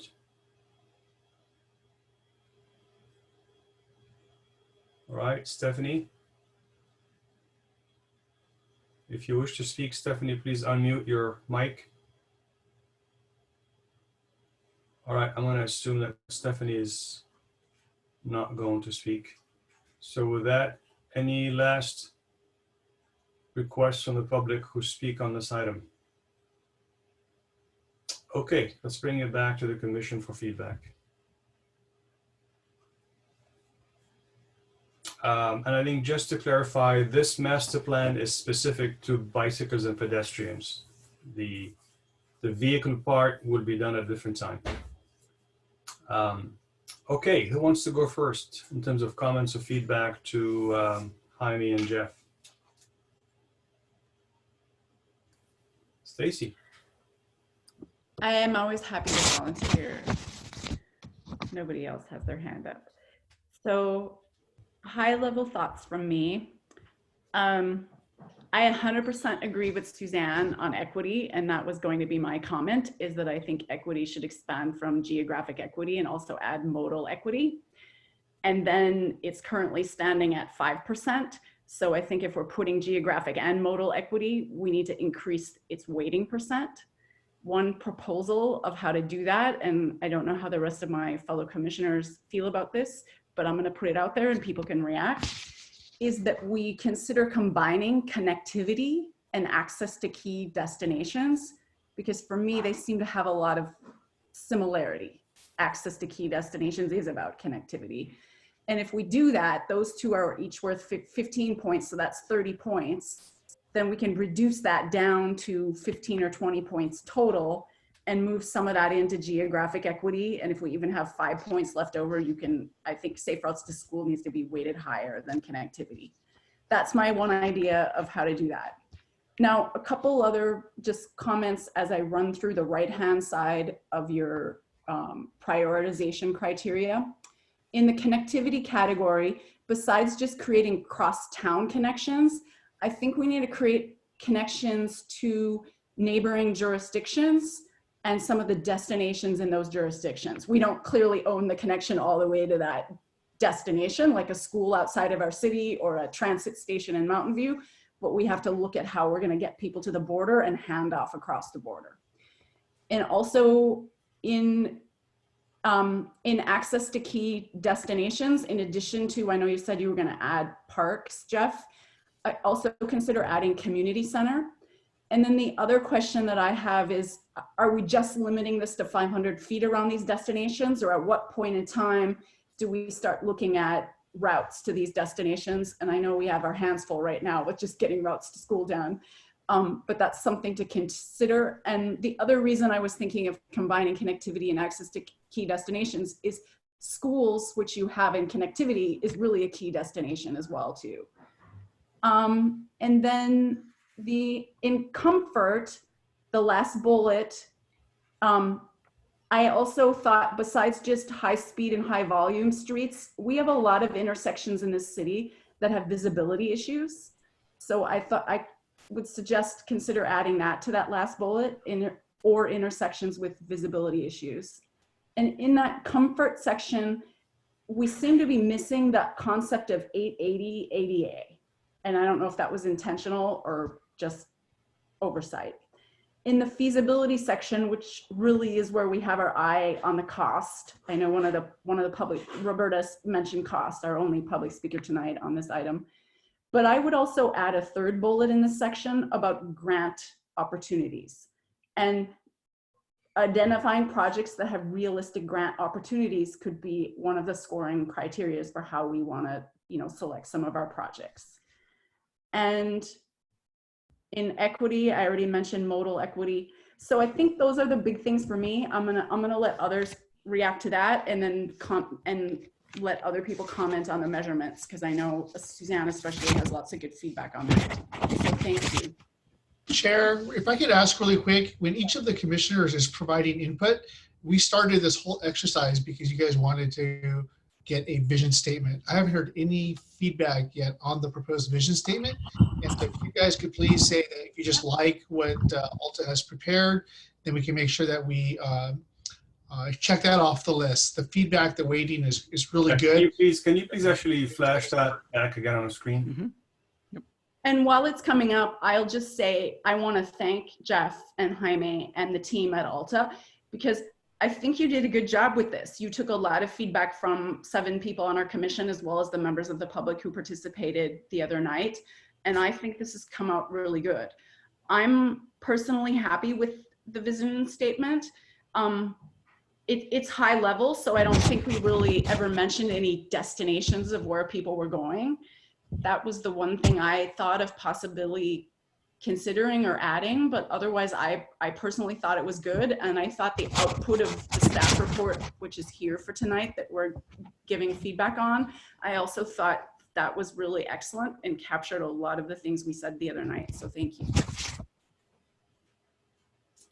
Okay, great. Who wants to go next? please provide comments on the vision statement and then be brief on the criteria. Suzanne. I endorse the draft vision statement. I think it adequately captures the community focus and sustainable elements that we're striving for, regardless of the mode of transportation, which would then embrace vehicles, pedestrians, scooters, and bicycles. So I think it is expansive enough. I'm curious about the scoring criteria and understanding how that would be implemented. Is this something that we would score each time a new project comes up? Would we rescore everything to see where it lands? How would this be implemented in what way, and how would we keep track? That is a curious thing to me. I noticed that, you know, you have a goal of implementing a more comprehensive community feedback program by 2025. I feel like that's not ambitious enough. I feel like we owe the community something sooner than 2025 if we're able to do it. And we may need to put something else on the back burner in order to serve the community better, sooner, faster. That's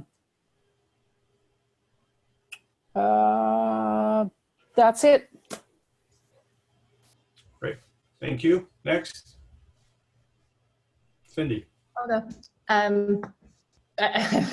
To Jaime and Alta, I think it's a good sign for you. You should take it as a good sign that we are kind of jumping ahead into getting into the details of, you know, the measurement and the exact, you know, more bulleted details, because that means that we're pretty comfortable with the high level stuff. So kudos and thank you for your efforts there.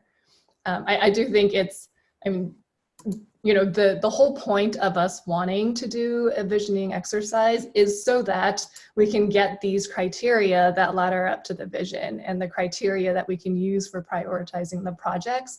And so the fact that we are aligned with what you've proposed here, you know, at the high level with some, you know, minutia that we want to dig into is a good sign, because this is what, like, kind of the reason why we want the vision is because we want a consistent way to evaluate all the projects. And I think this is great. I think the consistent feedback that we've had for these types of things where we are defining things now is to the city more. I think it's more for the city of, now that we want to measure and track all of these projects, and all the changes that we're making and whether or not they're working or not, is we need a way to make sure that we're measuring and enforcing the outcomes that we're trying to achieve. So this is just another example of something that we're going to want more, to spend more time on figuring out how we're going to measure that and report back to this group. I don't have more specific comments on the actual details here.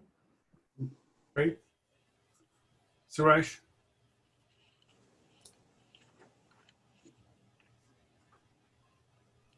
Thanks. I endorse the draft vision statement. I think it captured our inputs from the exercise pretty well, and I think that, along with the categories for prioritization, I think they make a good package. And I think when we communicate this, I think it would be good to sort of lay out the vision statements and then expand on the categories that will determine, I guess that determines how we execute the vision statement. I think so together, I think they go pretty well. Before I go on to the other topics, I do support Commissioner Banerjee's idea for combining the connectivity and the access to key destinations. And instead of the 30%, we could go down to 25% and then move the other 5% to equity, and I support that. I have the 500 feet in the access to key destinations seems arbitrary, and I don't think it captures what we discussed during our vision process. The idea there is to identify gaps, not just within the 500 feet, but if there are any parts of the city that are not well connected to some key destinations, is to address them. And I think that 500 feet is artificial. I don't think we should put that in there. We should be looking at, you know, any projects that could improve connectivity or to key destinations. And then I guess from the safety perspective, I understand that we have this project is primarily to do with pedestrian and bike, but I think we need to keep into account vehicular traffic as well when it comes to safety. I am not sure we want to include this here, but something to keep in mind, I guess. There are the projects that could mitigate vehicular collisions can also impact pedestrian and bicycle traffic. So I think addressing that is important in this place. For example, even a stop sign that in addition to a stop sign for vehicular traffic will both improve conditions for vehicular collisions as well as bike and ped safety. So that's an example. So including that in the safety portion would be great. And I think the last thing that I had was, I think it would be useful exercise to go through some examples, maybe even some of the projects that we are doing now, to come back and say, okay, if these are let's say we pick 4 or 5 projects, here is how they get weighted down, and then sort of comparing and make a table of that and presenting to the commission for us to kind of get a feel for what that looks like might be great, might be very useful. And then the last comment I had was, and I agree with that the 2025 goal, implementing a feedback process seems to me not aggressive enough. I think that has to be a pretty high priority. That only makes the implementation of the streets plan even more effective. So I think that feedback process has to be a higher priority. And then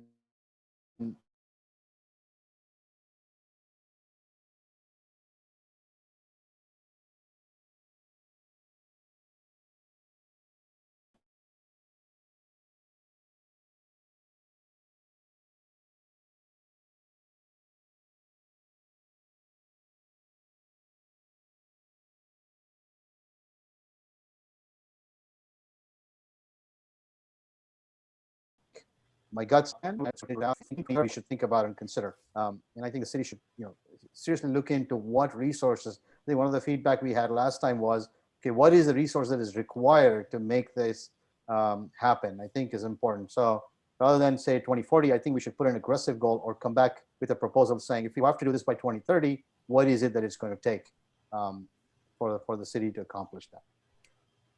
So those are my feedback. Great, thank you, Suresh. Tom. So I agree that that vision statement, I like it. I think it encompasses everything and it's really good. Can you pull up the measures of success page? So the top one, the activity, that 10% seems a little bit low to me on those increase to work and increase to school. Especially increase the school, I think we want to shoot for higher, but that also depends on the overall number of the total number of whether it's 1,000 people or 10,000 people. But I think those numbers seem a little bit low. But obviously the eliminate collisions is a good 100% number there. Some of the other numbers, again, just depend on that percentage. It depends on the basic overall number that we have. So that's really all I had there. So thank you. Great, thank you, Tom. Look, Jeff, I love it. It's great stuff here. A lot of great feedback from my fellow commissioners, so I'm not going to add more to it. I mean, a couple of comments. Can you please go back to the vision statement? Yes. We as a commission, with you and the staff and other members who participated in this activity, I think we can read this vision statement and I guess make our own interpretations of it. But for a Martian who just landed in Los Altos is going to look at this and sort of say, community focused, what is that? And they're going to have a different interpretation of it.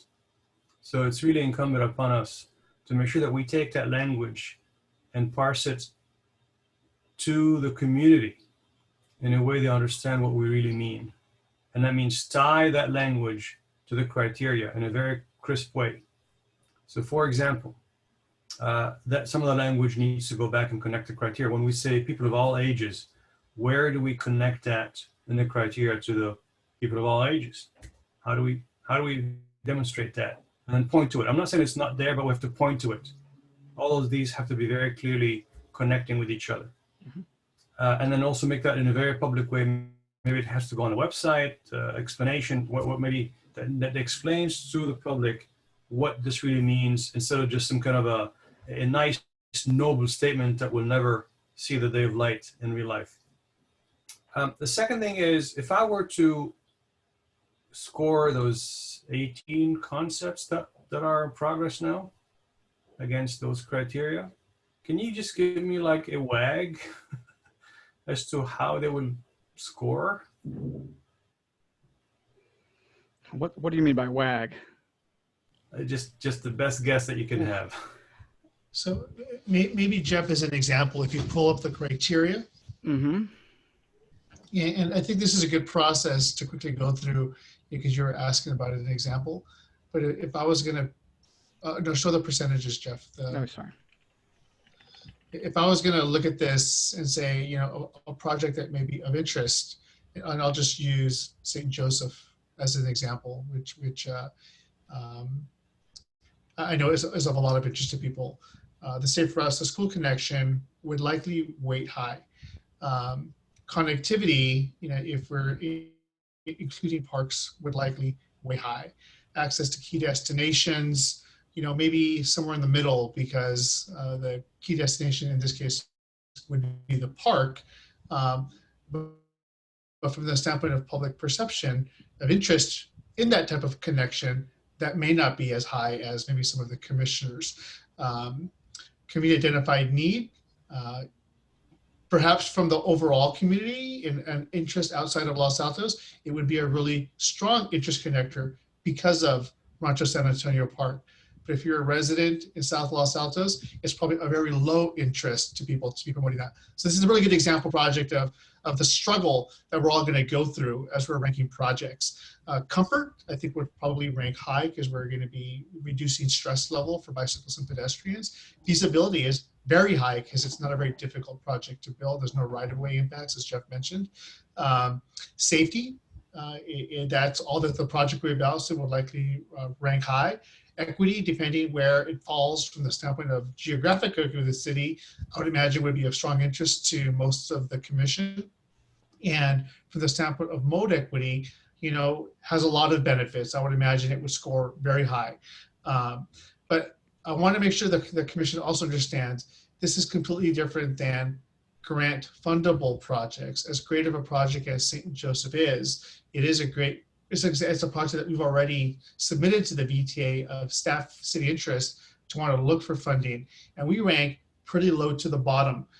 There is no community of concern within the city of Los Altos. We are always going to be at a very big disadvantage in competing for any project in Los Altos, unless it's for something along El Camino Real. There is just an automatic 10-point deduction any time that we apply for a grant because the city is not a community of concern. And so that's something that we have to, you know, think about. So that was an example that I just wanted to walk you through because I thought that was a great question.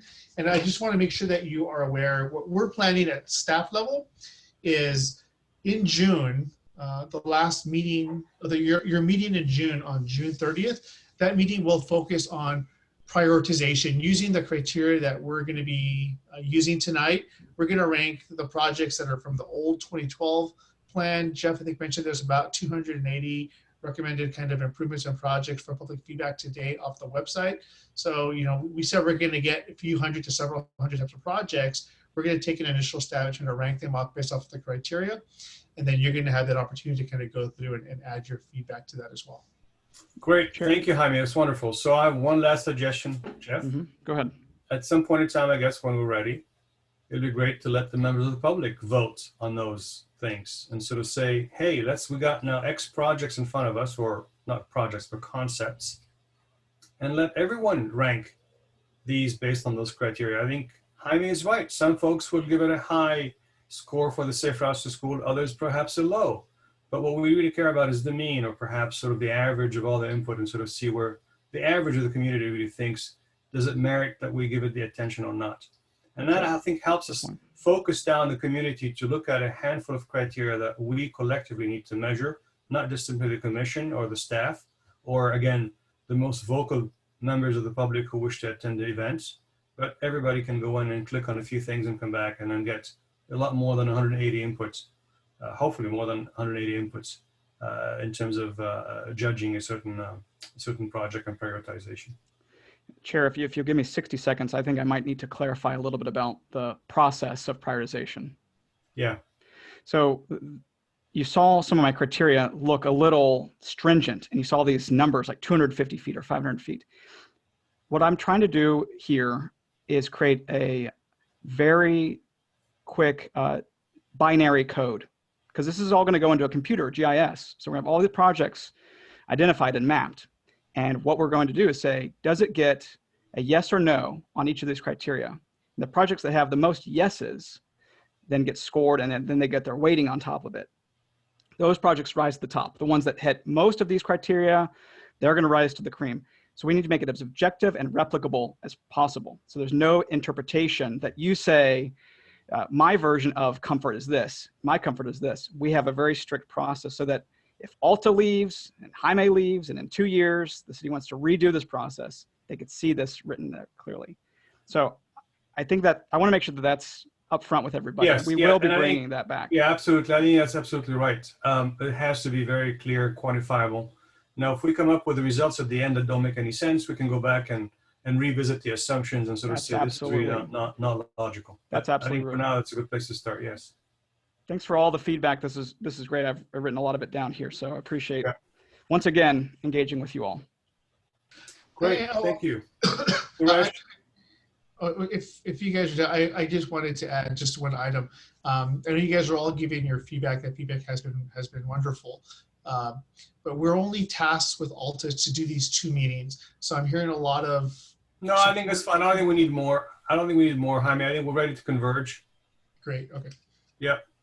We will bring back not only the list of projects to make sure that the projects are right.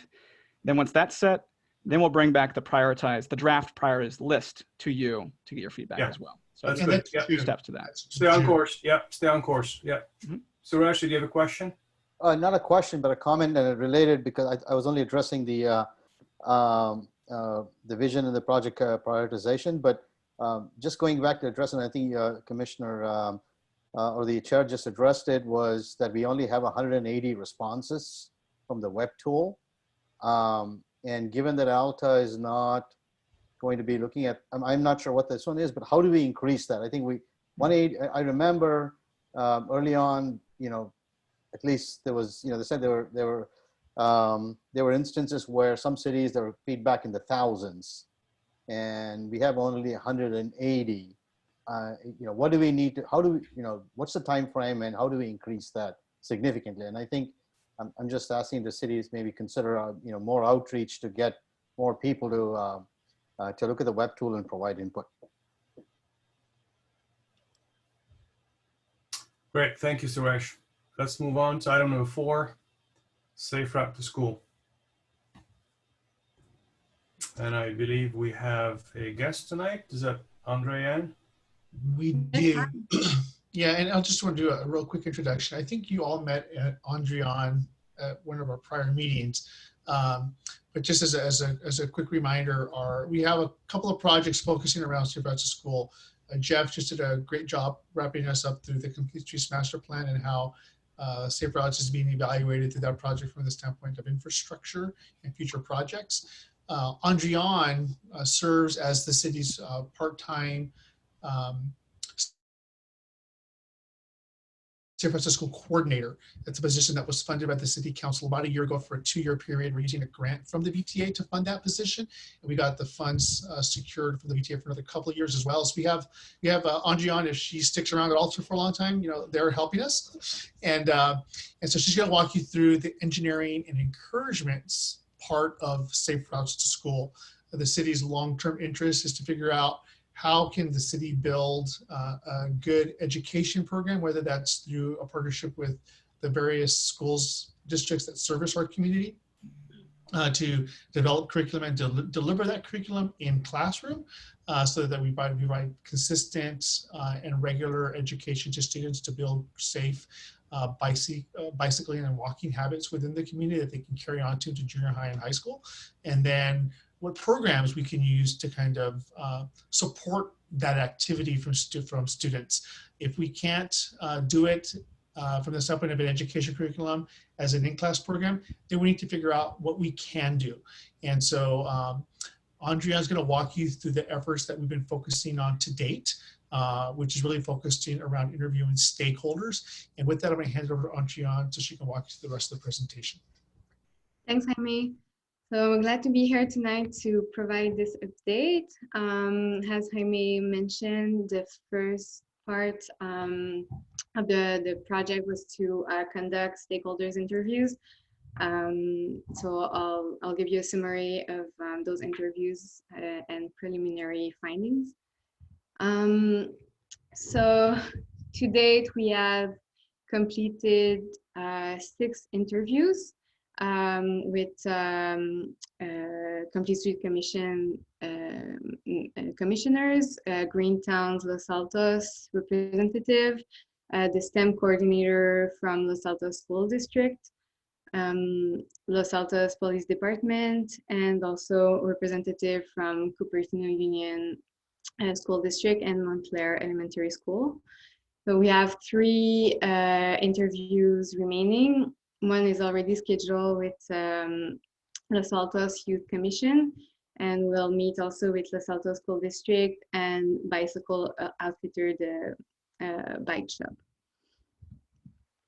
So the interviews were structured to provide us input on existing Safe Route to School effort in Los Altos, challenges and barriers to walking and biking to school, opportunities to improve the Safe Route to School programs, to get a sense of what are the challenges and opportunity in implementing Safe Route to School program, the top priority for the Safe Route to School program in Los Altos, and who are the key stakeholders to engage in the program development. So existing efforts in Los Altos, well, both school districts, Los Altos School District and Cupertino Union School District already organize encouragement and education activities in collaboration with police department and their parent organization. So Los Altos Police Department have contracts with Safe Move to deliver bike education in school. We also organize walk and bike to school days and collect travel data through student tallies and parent survey to get parent perceptions. Greentown Los Altos is a very active Safe Route to School stakeholder in the community. They've been very engaged with schools since 2009. So they helped the school district collecting data. They helped parent representatives to organize activity. They provide resources and are a strong advocate for Safe Route to School. Los Altos also have citywide crossing guard program. So this program is funded by the city and managed by the police department, who's in weekly or bi-weekly communication with the crossing guard firm to see where crossing guards are needed and which area should be covered by the police department. And there's a county-wide Safe Route to School program led by the Santa Clara Public Health.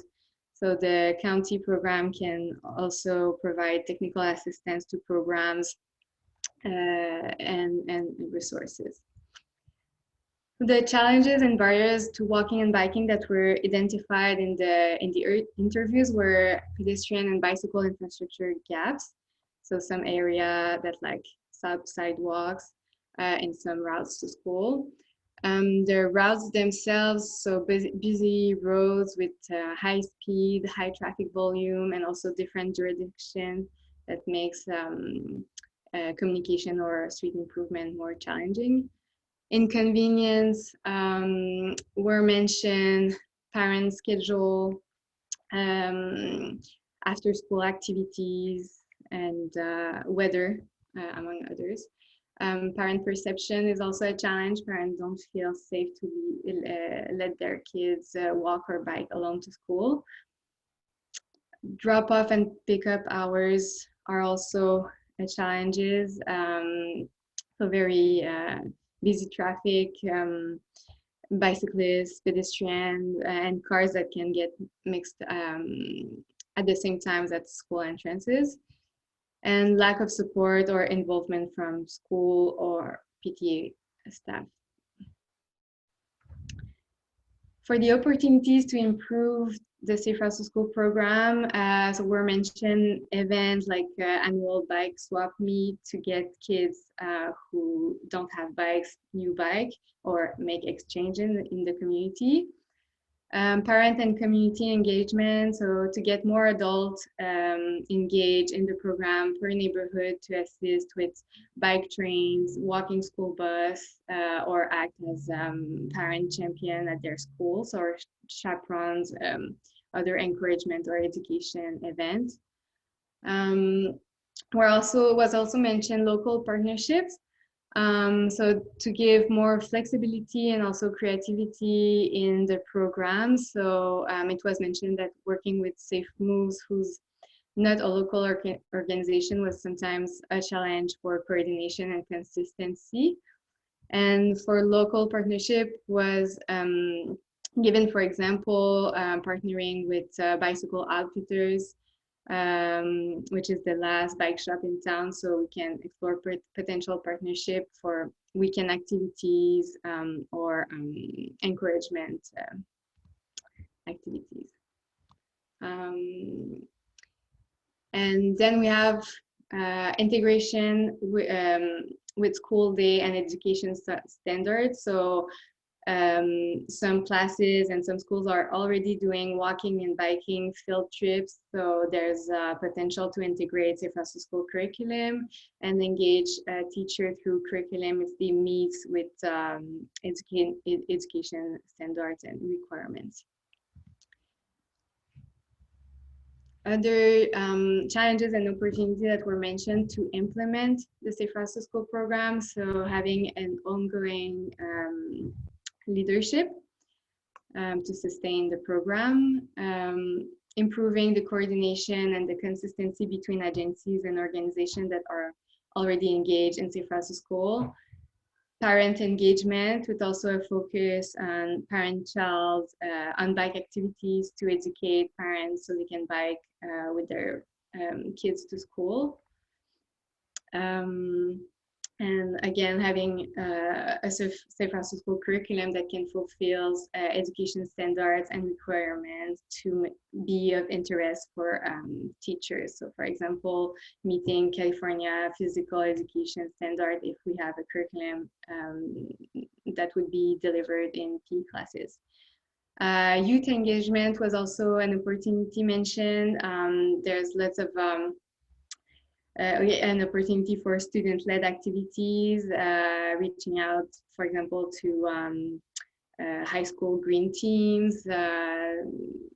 So that's something that will be more explored through the interview with Los Altos Youth Commission. And then as challenges, well, school staff time and availability that can be addressed if we have a curriculum that meets education standards. So for the program priorities, in-class education curriculum, so we will be able to get more information with school input for the possibilities and requirements if we are to develop an in-classroom curriculum with the school and district collaboration. Was mentioned also education for older kids or middle schoolers that are may be more susceptible to ride alone. parent engagement and family or parent-child activities after school or during weekends, and the importance of showing walking and biking benefits for students and parents, but not only environmentals or health benefits, but how it can make life easier, for example, showing how it gives kids independence, and travel mode data collection and evaluation through student tallies, surveys, etc. Other key stakeholders to engage in the program development. So we've made the interview and we'll circle back with the stakeholders, but the school district representatives, school staff, continue to work with Greentown Los Altos, reaching out to parents organization and champion, school green teams and other local organizations. And the stakeholder interview finding report is scheduled for June 2021, and we'll have the remaining interviews in April. So that's all for me. Thank you, Andrian. Before we pass it back to you, I think Andrian mentioned, I think the area where we're really focusing right now and trying to get public input, or not public input, school input from the districts is really around Los Altos High School. And so we're trying to look at other avenues beyond doing our own public outreach to them to try and schedule some of these meetings. So we might be reaching out to some of the commissioners and maybe even some of the council members to get some help, because we haven't getting a lot of response from Los Altos High School. I'm sorry, Los Altos School District, and that's the largest district servicing our community. So with that, I'll hand it back to you guys, and we are looking to again finalize these interviews in April so we can develop recommendations on the next steps for developing the education program, whether with the schools or on our own in June, and let you see that and ultimately take it to the city council by July. I'm actually going to sort of ask our two commissioners who are perhaps the most fluent on this topic to chime in and provide any thoughts or perhaps any recommendations on whether this process is what you anticipate, or would you like to make some changes or recommend some changes? Stacy and Suzanne, I don't want to put you on the spot here, but if you do want to provide some feedback, that's the opportunity. I'll go first. This is a role I did for probably 12 years for the Los Altos School District, is exactly what you're attempting to document here. There's tremendous challenges ahead of you. And if I'm going to be blunt, there's a lot of innocence in what you've reported back right now. I recommend you'd reach out to Silicon Valley Bike Coalition, in particular, try and check in with Tim Oey, O-E-Y is his name. He is holding seminars and workshops over the summer for middle school students and bike safety. So you might get some good ideas from him on the challenges he's facing with setting those workshops up and finding certified instructors. I think that what's really important in any SRTS program is data, data, data, data, and data. Data, did I say data? These programs ultimately fail because of the lack of data. And that's so important because for funding, you need data that says this is working. You need data that shows students are walking or riding, and you need to have a good benchmark at every school, and you need to be measuring that the same way at every school. I think I heard you say that you're going to do student tallies, and I didn't understand if the students are going to count the bikes or we're going to count the students that are biking. Again, so important. I did several data programs. I believe I used the Friker program to actually count pedestrians and cyclists using RFID tags and anonymizing the data. And I did that at 4 schools to get the data to prove that the education program is working, right? So I think that's just so important. And, secondarily is being in a partnership in developing the curriculum and executing the curriculum with LASD. My experience has been that you will get a lot of roadblocks because it's not part of the California mandated physical education program that was the first thing cut in the schools because of budget constraints. And I fear that as you step into a school year in September with funding severely impacted by the pandemic, this will not be a priority. So you need to be creative.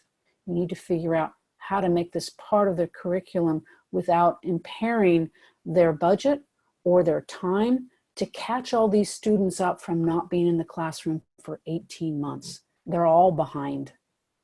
So I think there's some incredible challenges ahead of you. We have done a bike swap meet. We've done bike rodeos. We've used the downtown farmers market as a venue. We've had ABC bike checks at the middle schools before they check in and get their books. So we have done those things in the past. I'm happy to provide any information you want on any of those programs. With that, I'll turn the mic over to Stacy. Thanks, Suzanne. Good feedback. The first thing I was going to say, and my number one, and it's really a continuation of your data, is that we need to set success criteria for this program now and sort of get that set in place and get that reviewed and get that committed with the goal then of building a successful program around that. Because our initial funding is for 2 years and we don't want this to be a once and done or a 2-year and done program. We want to have an ongoing thing. So for me, that's really the number one priority, because we've gone years and years and years in the city and not had an opportunity to educate the kids besides all the work that Suzanne has done, especially with LASD, but there's a big gap and we need to make sure that the 2 years you're here, that gap gets filled forever. So that's the most important thing. The second thing that I will say is, I think echoing what Suzanne said about resources, I know on the CUSD end, they're very stretched with funding and resource issues, but they were incredibly appreciative that you came and met with them and asked them, hey guys, what do you need? They were very thankful. And you've echoed back a couple of the things that I've heard they said they needed. One is really, they don't want somebody to hand them a box, and out of the box kit and dump it over the wall and say, there you are, and you execute it. Because they don't have the resources to do that, and an approach like that would fail. So they're looking for someone who can come in and be hands-on and help them. And the other part of that you also mentioned, which is really reflective of what's happened at Montclair, and I know even from the principal, is the Safe Moves program that's through the police department is from out of town. I think they're from the LA area, and there has been significant challenges with coordination. And some of that is, when they do come, it's kind of short and not necessarily sticking with the kids either. So I think what they're asking to get around the fact that the state doesn't allow, this doesn't count, as Suzanne said, as budgeted, funded, our curriculum criteria meet. They're really looking for you to come and do hands-on things. And my understanding from CUSD, from Montclair, is they're willing to give you that time, but it just needs to be resources, and they're willing to work with you on that. And they're really thankful that you came and asked them what they needed. And so I think there's a chance to build a partnership there. The third thing is, one of my favorite topics always, is equity. And I'm not sure we're going to answer that question for this education and encouragement. I think I'm going to insist upon it when we do the mapping.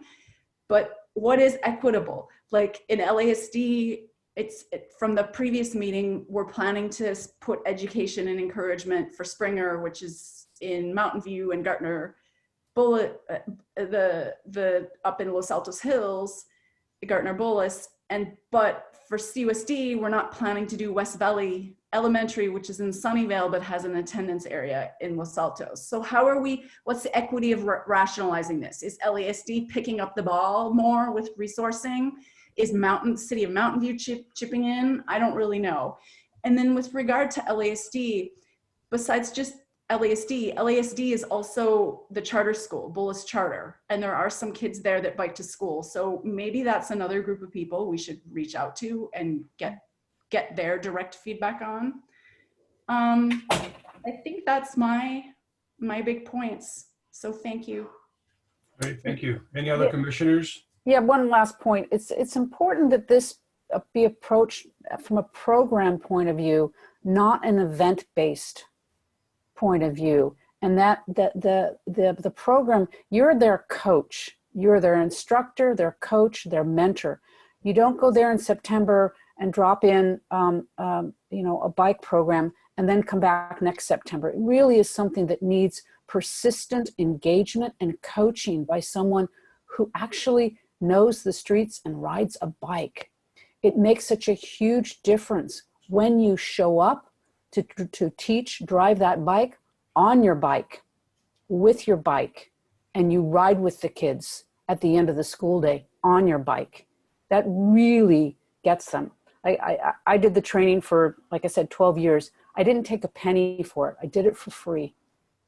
But I should have charged, but I didn't. Their game, my loss. Any other commissioners with comments? Very well, let me just ask if anyone in the public wishes to speak on this. Okay, I don't see any hands being raised. Andrian, thank you very much for coming. You've got two very passionate resources, and Suzanne and Stacy, take advantage of that and use them as much as you can. Thank you. Thank you, Andrian. And before we wrap up, I just wanted to make a note, because it's come up several times tonight in all our topics, is the whole issue of collection of data. So I just want to make sure you're aware. We are experimenting across the city right now with different methods to collect bicycle and pedestrian data. That's usually been a very difficult data set to collect. It's always had to be manual, whether it be manual with somebody that we're paying to collect data or manual through volunteers. And we're actually moving towards the deployment of image sensor-based solutions that are counting and classifying bicycle, pedestrians, and vehicular traffic. And that's the solution that we're going to be using on Almond Avenue that will get installed in the month of April. And we're going to be evaluating a different system at El Monte and Covington, so we can count bicycle and pedestrian traffic as we enter this next school year as well. So once we find a really nice technology solution, I'd love to be able to see if we can find resources in the city to deploy those in more locations citywide as real good permanent count stations. And that might be something that we can work on in the fall together to identify where those count stations might be, so we can baseline things like the master plan as well as the Safe Routes to School program, and then know what how effective our programs and projects are over time. Thank you, guys. Great. Thank you, Jaime. And then Chair. Quick one, Stacy. It is very quick.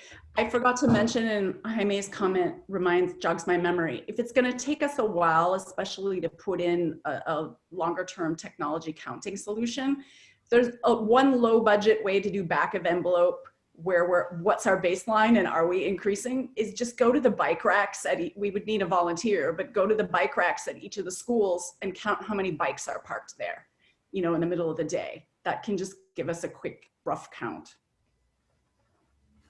Great, thank you. So with that, we're 18 minutes behind schedule. Let's move on to item number 5, the resurfacing project. Jaime. I think I'm free. Great, yes. Kathy. Yeah, I was gonna let Kathy, I was looking for my unmute button. Yeah, Kathy, go ahead and take this one on. Okay, let me get the slides ready. Give me 1 second.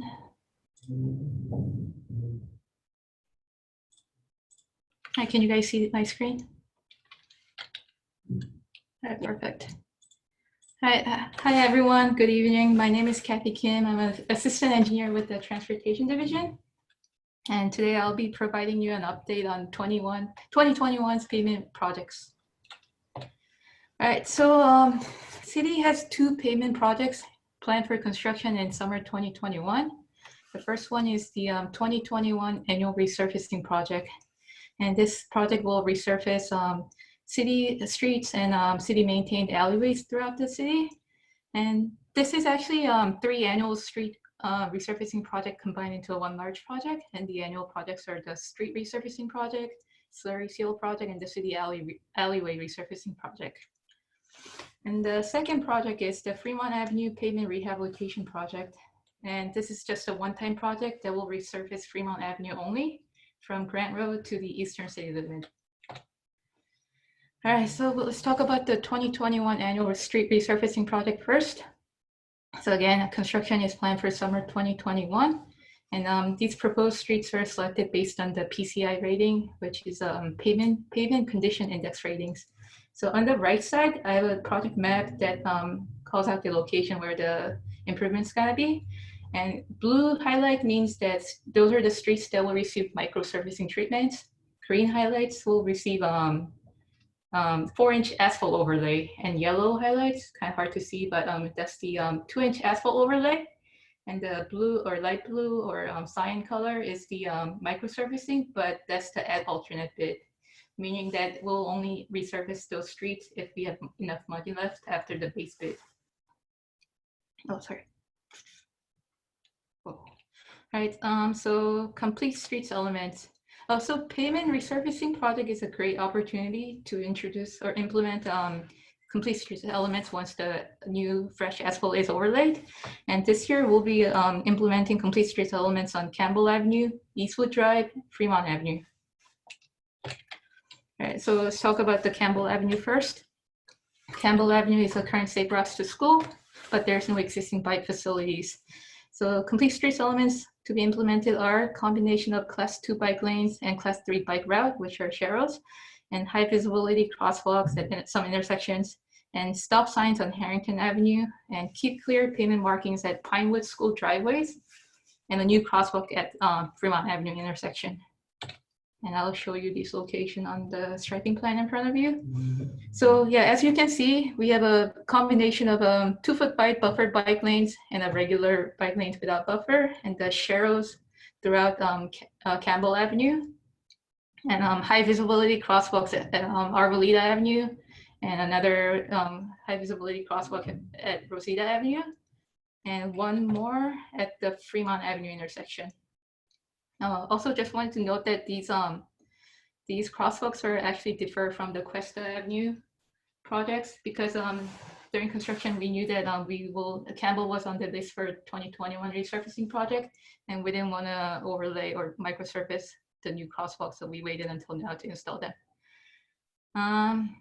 Another element is the stop sign at the Harrington Avenue only, and the keep clear markings at Pinewood School driveway entrances. And so that was Campbell, and Fremont Avenue from Springer Road to Dolores Avenue. So Fremont Avenue is also a current safe route to school. It has an existing class 2 bike lanes, but it does not have buffer. And complete streets elements to be implemented are narrow 10-foot wide vehicle lane, buffered bike lanes, green bike lane stencils, green conflict zone highlights, and always stop at Dolores Avenue. All right, so you can see the buffered bike lanes at near the Springer Road intersections and near Dolores Avenue intersections. Can you see my cursors by any chance? Okay, good. And then we're also introducing green conflict highlights at the intersections at Dolores and Springer, and also in front of the driveways that connects to the maintenance yard for the city. And there is a park and tennis court and a parking lot right next to it. Another element is the green bike lane stencils at every intersections, and also every like 500 feet or so. And we are also introducing a always stop at Dolores Avenue intersection. So currently Fremont Avenue going eastbound, they do not stop. Dolores Avenue going westbound, the traffic does not stop. So we've been getting complaints from the residents that it's extremely hard to turn out of Fremont Avenue onto Fremont or Dolores. So in response to that, we're introducing a always stops at this location. And next one is Eastwood Drive. So Eastwood Drive is also a current safe route to school. It connects directly to the backup block school's bike parking area via Muir Way. And there is no current bike facilities on Eastwood Drive. Complete streets elements to be implemented are class 3 bike routes, which are green sharrows, and new high visibility crosswalks at Miramonte and Covington intersections, and some signage improvements. All right, so Eastwood Drive plans are here. Eastwood Drive connects Covington Road and Miramonte Avenue, and a lot of school kids who are coming to school by bike use this drive to get to the bike parking area in the back of the school. So it's not labeled, but this is a mirror way that connects to the back of block school, and there are bike racks, bike parkings at the end of the cul-de-sac. So we are installing green sharrows along Eastwood Drive and the high visibility crosswalk at Covington Road intersection with yield limit lines for the traffic on Covington Avenue, Covington Road, and also some pedestrian signage improvements. And same thing on the Miramonte, we're introducing a high visibility crosswalk and installing a painted curb extensions at the corner. And just wanted to note also, I mentioned again that Muir Way is under at alternate bid. So if we do have enough money left after base bid award, we'll look into it and resurface Muir Way. And Muir Way is pretty beat up as of now. All right, so that was it for the annual resurfacing project. And the second project is the Fremont Avenue Pavement Rehabilitation Project, which will only resurface Fremont Avenue from Grant to the city limit near Sunnyvale.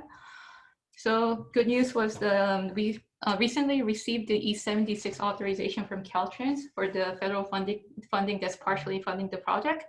So which means we are ready to advertise for the project, which we will plan to do early next week. And planned complete street improvements were discussed in a couple open houses last year and back in 2019, and also complete streets commission meetings in 2019 to 2021. And construction is planned for summer 2021, along with the resurfacing project I just talked about. So I think many of you have seen this already, so I'll quickly go over the improvements. So we're introducing consistent 3-foot wide buffer for the bike lanes, and then green highlights at intersection, green highlights conflict zone at intersections, and high visibility crosswalk at Austin Avenue, Julie Lane. There's one more at Truman Avenue. Installing keep clear pavement markings at Truman Avenue and Fallen Leaf Lane. And we discussed in the January meeting that as a change order, we may look into installing a bike lane on the bridge coming from Sunnyvale jurisdiction to dedicate the pedestrian bridge to pedestrians only. Also, installing a high visibility crosswalk at Fallen Leaf Lane. So if we have enough contingency for the construction, those two improvements are some options that we can look into include. All right, that's it for this presentation. I'll hand it over actually, to before you. we hand it back to the commission, I just wanted to bring up a couple of points. Kathy, can you scroll backwards to Eastwood really quick? Yeah. One of the things I wanted to mention here is, we want you and the public to know that when we go out to the community, these commission meetings and workshops, we really are listening to people, and we're doing our best to take that feedback and adjust projects before we take things out for construction. And that's actually that's why I asked Kathy to highlight Eastwood. When we originally took this project to the community through one of our prior workshops, we had small traffic circles proposed at the Muir and Eastwood Court intersections. That was feedback that was overwhelmingly residents say they didn't want those there. So we took them out. Another thing that came out was residents were complaining about, the number of greenback sharrows that we had, that even though it was a bike route that we were trying to really highlight for the community and for bicyclists to use, there was a lot of green sharrows on there. So we actually cut that back. I think we took out about 5 or 6 sharrows on the corridor, and it's still, fairly well spaced. So I just wanted to highlight that for you so that so the residents know that we are listening. We are taking that feedback seriously. I don't know if Kathy highlighted here. I had to look away for a minute when she was talking about this, but we are showing a new crosswalk across Covington that is not there today, that I just wanted to highlight for people. In our prior meetings, we were showing that crosswalk across Covington on what I'm going to call the south side of the Covington and Grant and Eastwood intersection. We originally call that out as a speed table as part of the Covington plan line drawings, but we're at least showing a crosswalk for now because we know that's a route that kids are crossing to and from school. If you could also go back to the Fremont plan, Kathy. When we took this to the community, we really didn't get a lot of feedback other than people said, hey, just get it done. So what we're showing in this signage and striping plan is really not much change from our prior meetings, other than just people being supportive of the always stop at Dolores and Fremont, and people being very supportive of the conflict zone highlight. So we're just running with this one. And then lastly, can you go back to Campbell? This is one location that we will have a focused community meeting on sometime over the next month, because we got a lot of feedback here. So we needed to have something ready for when we do go out to bid next week. And so we ran with what we had with some minor revisions. Specifically here, one of the things that Kathy didn't highlight is that there's not the opportunity to provide a continuous bike lane between Cuesta Drive and Rosita, which is the access to the back of the Covington School. So what we're showing here are 2 blocks between Cuesta and Arboleda and La Brenda Glen Alto as a buffered bike lane. But that last block approaching Rosita is something different that we didn't show the community before. So I just wanted to take a moment to highlight it. We have the introduction of what we're calling a super sharrow piece, where we would tell bicyclists, and the signs say that, but you can't really read it, that bikes may use the sidewalk if there are bicyclists, young student bicyclists that are in the bike lane, that they can jump onto the sidewalk for that last block. We also have a super sharrow, so that for the adult riders that are just riding down the roadway, when they lose that bike lane, we're highlighting a transition spot where bikes and motorists are going to merge, into the narrowing section of Campbell Avenue for that portion of Rosita, approaching Rosita. So I just wanted to highlight that. That's one of the elements that we're looking to get community feedback on when we have our meeting in April, so that if we need to make any revisions to this, we can do that during the bid or before construction. So we're still not done with the community engagement process with Campbell Avenue. I just want to highlight that for residents that live on Campbell. We will go back out to you, and I wanted to just make sure that was publicly noted in the meeting. With that, we'll hand it back to you guys if you have any questions or comments. Thank you, Jaime. And okay, Kathy, one quick question for you, Jaime. On the community engagement, do we, is this still a paper and mail kind of activity, or do we have any electronic means of engaging with the community? What is our process here? So for the, I think the project that's really of note here is Campbell Avenue. So all of these drawings, the original concept plan line drawings were on the Complete Streets Master Plan website. We haven't posted these final striping plans up there, but we'll do that sometime by early next week. But Campbell Avenue, again, we're not done with. So we're going to continue to engage residents and do more outreach. That'll be direct mail noticing, as well as our sandwich boards that we put out on all our projects to try and get people to participate. We don't have an email database. Do we have an email or phone messages database for opt-in residents? So there is an email list on the Complete Streets website. We actually tried setting up the phone banking that we did originally for Fremont. We haven't had a lot of success getting that set back up again at a city level. So we haven't been using that for the Complete Streets Master Plan or other projects like these. But we're going to keep looking at our marketing team at the city to see when that tool will be available to us, but it hasn't been this year. Got it. Okay, thank you.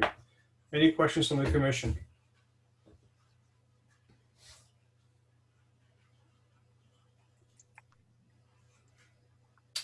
Vice Chair. I have one question. For Eastwood Drive, I appreciate that you took a lot of feedback from the residents and adjusted your plan. Thank you.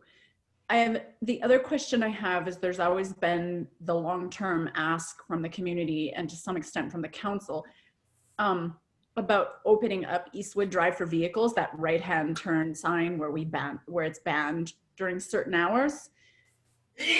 If that sign was ever removed, are these improvements that you're putting here on Eastwood Drive sufficient and appropriate for the amount of bicycle traffic that would, and combined with vehicle traffic that would be coming on to Eastwood?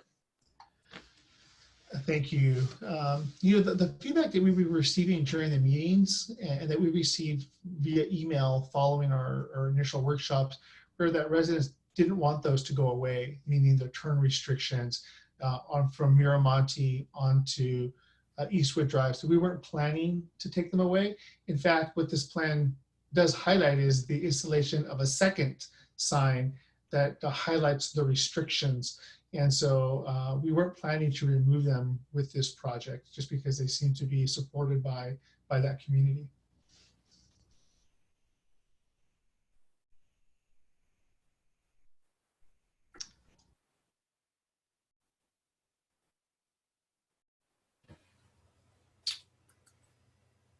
Is that it, Stacy? Okay. Suzanne, I think I saw your hand. Yes, my question was, what have you done to notify the neighbors on these streets that these projects are imminent, especially on Eastwood, knowing their engagement? It would be nice to know that a postcard drop or some sort of special mailing to them specifically that, you know, the project will start and here's your contact information if you have any questions or suggestions or complaints or compliments even, just to make sure we're doubling down on that community notification and engagement. And I'm happy to see, Jaime, that you are going to re-engage that Cuesta Campbell neighborhood because I know they're very interested in what happens on Campbell. Yeah, thank you very much for the question. I'm going to start it off. I'm going to ask Kathy to fill in after me. So the reason people were participating at all is because we did send direct mailers and had sandwich boards out at all these locations for people to come to our meetings, and we got a lot of feedback from that. We will do the same thing again for Campbell, but for the regular construction phase, there are some contractual requirements of the contractor that I want to ask Kathy to walk you through, because that includes additional noticing for those residents. Go ahead, Kathy. Okay, I think Eastwood actually went to the one of the community workshop and represented to the public with the within the workshop, and then we typically send out 1,000 feet radius mailers before the construction begins, so that kind of notifies the residents within that area. Thank you. No further questions. I keep forgetting to unmute. Any other questions from the rest of the commission? Okay, I see head shaking. So thank you, Kathy, for the update. And let me just see if anyone on the dwindling list of attendees in the audience wish to speak. Stephanie, I see your hand is up. Go ahead, please. Unmute. Stephanie, you're on the air. Go ahead. We cannot hear you.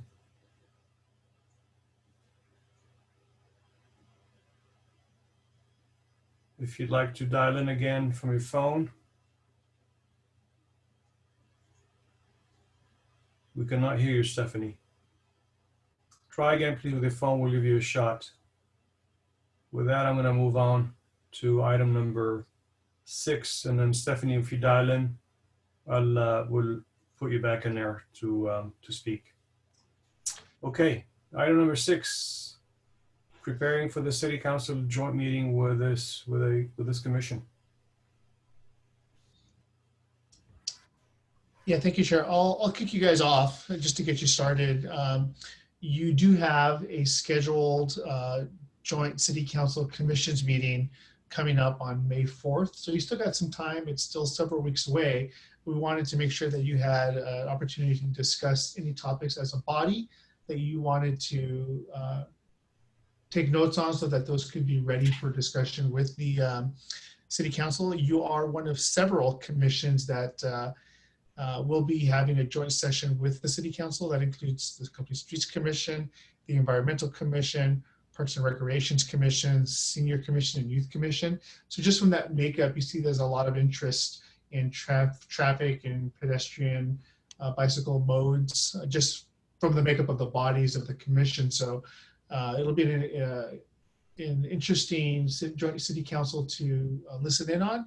And I did have in your agenda packet your work plan, which had already been shared with the city council, I think at our prior meeting, and they adopted for their own annual priorities. So I'm happy to put that on the screen if you need to see it. But really, it's just this is more for you guys to have a discussion amongst yourselves regarding the topics you want to bring up at that joint session. So if you have any questions for me, I'll be happy to answer. I'll take notes for you, Chair, and then I'll send this back to everyone after. Yeah, so let me actually kind of share with the commission how we've conducted this in the past. We don't have a lot of time, typically half an hour, so it is very precious. We need to make sure that we make very good use of it. Usually the chair opens up with remarks for the whole commission, of course, on behalf of the whole commission, for the entire city council. And that kind of summarizes what we've accomplished in the last year. And to a high degree, summarize also the future work plan that we have for the coming year. Now, given, of course, that last year was a somewhat unusual year, I think we'll have to amend some of those remarks to take into account, of course, some of the turbulence that we went through. Nonetheless, the process continues to be similar. Then at that point in time, I think what I would like to do is sort of invite our vice chair and Cindy, since you've spent quite a bit of time working on the work plan, to then add a bit more color on the work plan. I think, well, let's make sure that we stay very efficient on time, so probably no more than about 5 minutes for the two of you to sort of hit the highlights. Please make sure that you engage with the city council. This is not a monologue. I think it's really important for us to do two things. At least the way I see it is the purpose of this in my book is to accomplish two things. One is to give city council a perspective, a collective perspective. And of course, I don't want this to be just a handful of commissioner speakers. I will invite everyone to speak to the city council, but to give the city council sort of a sense of where we are and where we're headed as a commission. And there's no better document than the work plan itself to sort of reflect what is it that we want to accomplish. But at the same time, use use that meeting as a vehicle to sort of make sure that we are synchronized with city council. So that means we understand where city council's head is, and this is a new city council, of course, that was just seated recently. So, and it's not that we've not had communications with city council, but I think it's important for the entire commission to have had the opportunity of having dialogue with the city council. Don't be shy. Don't be shy about asking questions of the city council. Don't be shy about challenging the city council if you feel inclined to do so. But the purpose here is to make sure that we as a commission and the city council are aligned for the next 12 months. I mean, I think we are, but there are always cases where we may have missed something. And so I think it's important that, that we do that. Again, this is not my meeting. Of course, I will guide it and I will help that we converge and make sure that we stay on time, but this is all of us here. So with that, I think let's just open it up for discussions here. And I think at some point in time when we're all done, I'll invite also Council Member Weinberg to chime in if he wants to give this commission any additional thoughts. So let's open it to the commission here. Anyone who wants questions, clarifications, or I guess for previous chairs or council, I guess commissioner members who've been through this process before to add their own thoughts. Suzanne, you've been in this seat before. You want to add a few thoughts? It is such a short time, and there's so much to cover. You know, I think we need to go in. What are our top 3 things we want to hear from council? Yes, no, maybe so. There's money, there's no money. You know, we need just really get down to the top 3 issues and hope that the chair can lead that conversation. Council will drift. Council will find something. They're like a dog on a bone. They'll find something and they'll go down that path. We need to bring them back. Here's the 3 things we need to know and keep them on the rails. And, you know, from my perspective, having been a chair and vice chair for it, it's tough to keep them focused. It's tough to keep yourself focused because there's so much to do.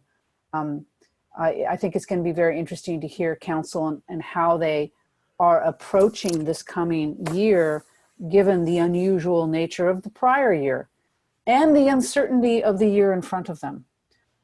So I think flexibility is going to be key for all of us. All right, so Suzanne, I think 3 top things we should focus on. What are they? Okay, go think about it and let us know. Stacy. Thanks. Are you asking me the 3 top things, or? Well, if you're ready for that, go for it. If not, just your thoughts how we should be ready. Yeah, I agree with Suzanne and you as well, Chair. It's precious time.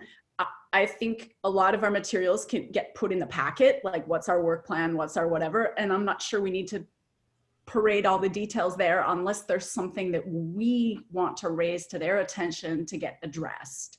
And that really goes to what's our 3 top things. So number 1 for me, I'm not sure, and maybe after tonight's VMT conversation, I'm a little bit closer to seeing we're headed on a path, but I'm still not sure that we have a full plan for addressing the cumulative impact of traffic. I think for the first time it's appeared as a council priority this year. But what's our plan? Are we resourced? Are Jaime and Jim and team resourced to help address that? So I would put that as one of our top things. So actually, let me just rephrase the question for everybody's benefit here. What are the top 3 things that we as a commission should focus on? And that needs to come out of the work plan, folks. We can't come up with a different message than what we put forth in the work plan. And also, what is it that we as a commission want from City Council? If there's anything that we want from City Council, what is it that we want to tell them? Suzanne? I want affirmation of funding or denial of it. Let us know what is the envelope that we're working with. 2, staffing, city staffing. We're asking too much of too few, and it's not their fault. It's inconsistent. We need to know that there's going to be consistent city staffing to support us. Okay. And 3, from City Council, we need their consistent support. Okay, good. And by the way, look, we don't have to have the same 3 things of every commissioner. Yeah. Right? So I'm not trying to drive for a consensus here for us. You can have your own 3 and they don't have to be the same as mine or Stacey's or anyone else's. So Nadim or Chair, if I may, so besides our session over the last couple of years, I've pretty much attended City Council's joint sessions with all the other commissions. So I've often found beyond the work plan, which is often an attachment, I have found commissions present a similar presentation we do, which you did last year. But the one additional thing they do raise is what are their issues that they want input from City Council on? And I think Suzanne gave her list. And for me, cumulative impact of traffic and resourcing attaches to the staffing one.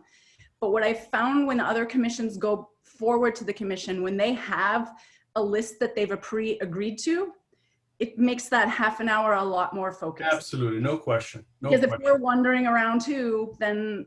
Yeah, look, I mean, no question. I mean, I agree with you, but at the same time, Stacey, I think it's important that we show City Council the diversity in our thought process. I agree. I agree. Just the question is, where is there uniformity? Where do we have uniformity at this point? And then, you know, diversity. Great. Other commissioners?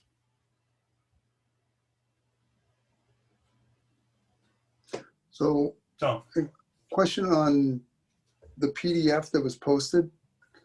It says that there's the subject, there's a joint commission meeting on April 23rd, and then introductions, it says May 4th. Are there 2 separate meetings? No, this is one meeting. It's the April 23rd is incorrect. It is May 4th, I believe. It is the correct date. Okay, so your PDF that's out there for this item number 6 has 2 different dates. I'd suggest correcting that. Yeah, Jaime, can you please take note of that?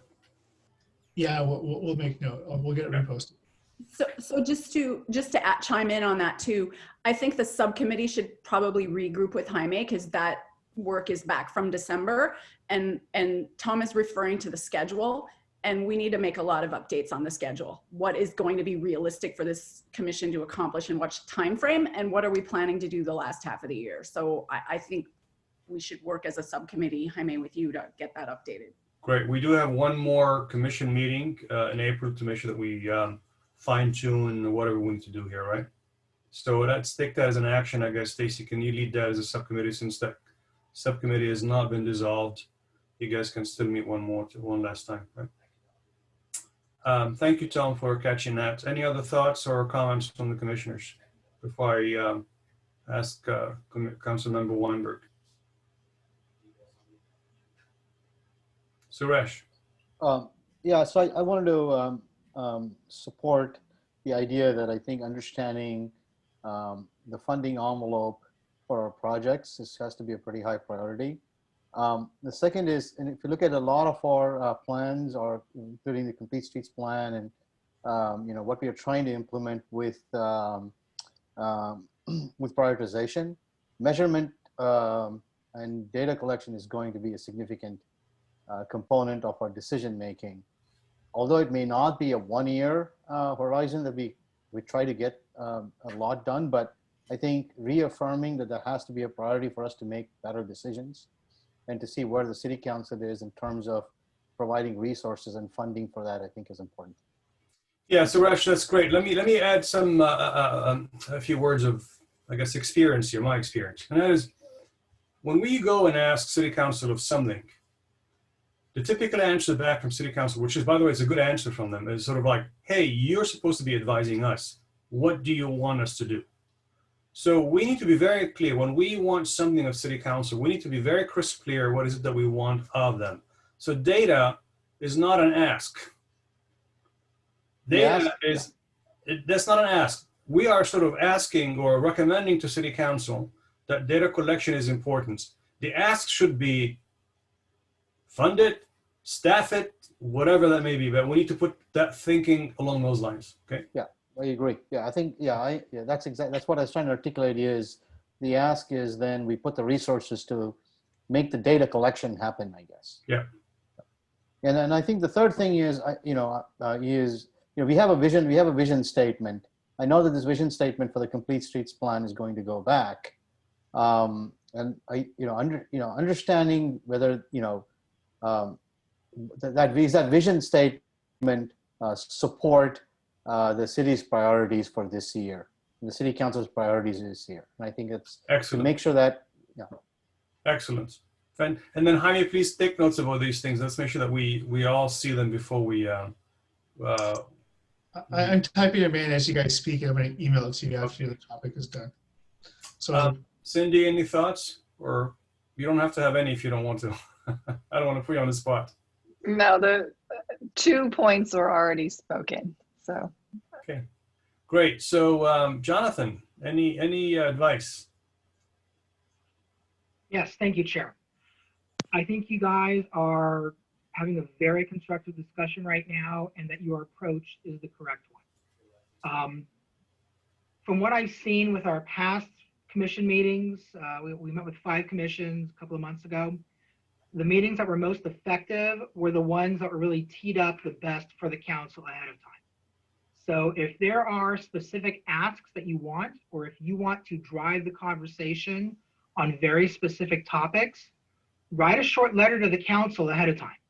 Just submit it as public comment, or Jaime can send it to Brad, and Brad will make sure that the rest of us get it.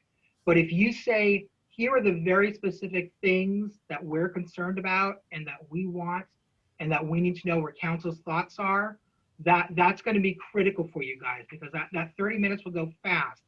And it's going to be very easy for the council to just kind of look at what you're asking for in the moment and try to process it, and then go look at the work plan. But if you're teeing it up ahead of time, if you're giving us notes ahead of time, that's really going to help to focus the discussion. The more specific you are in some of your asks, I think the better. If you ask, can you commit that we're going to have the staff resources that we need?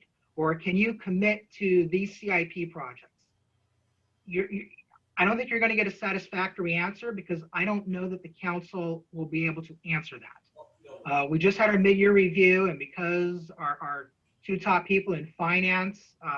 The two top positions are empty. Our mid-year review is behind. The budget is getting adjusted downward because our revenues are down. We are getting about $5.6 million over the next 2 years from the CARES Act, but we don't know what strings are on that money. Financially, the city is not in dire straits, but we are tightening the belt. There is money coming in, and money is fungible. So even if we can't use CARES Act money for, say, the Complete Streets Master Plan, it might free up other money that we could.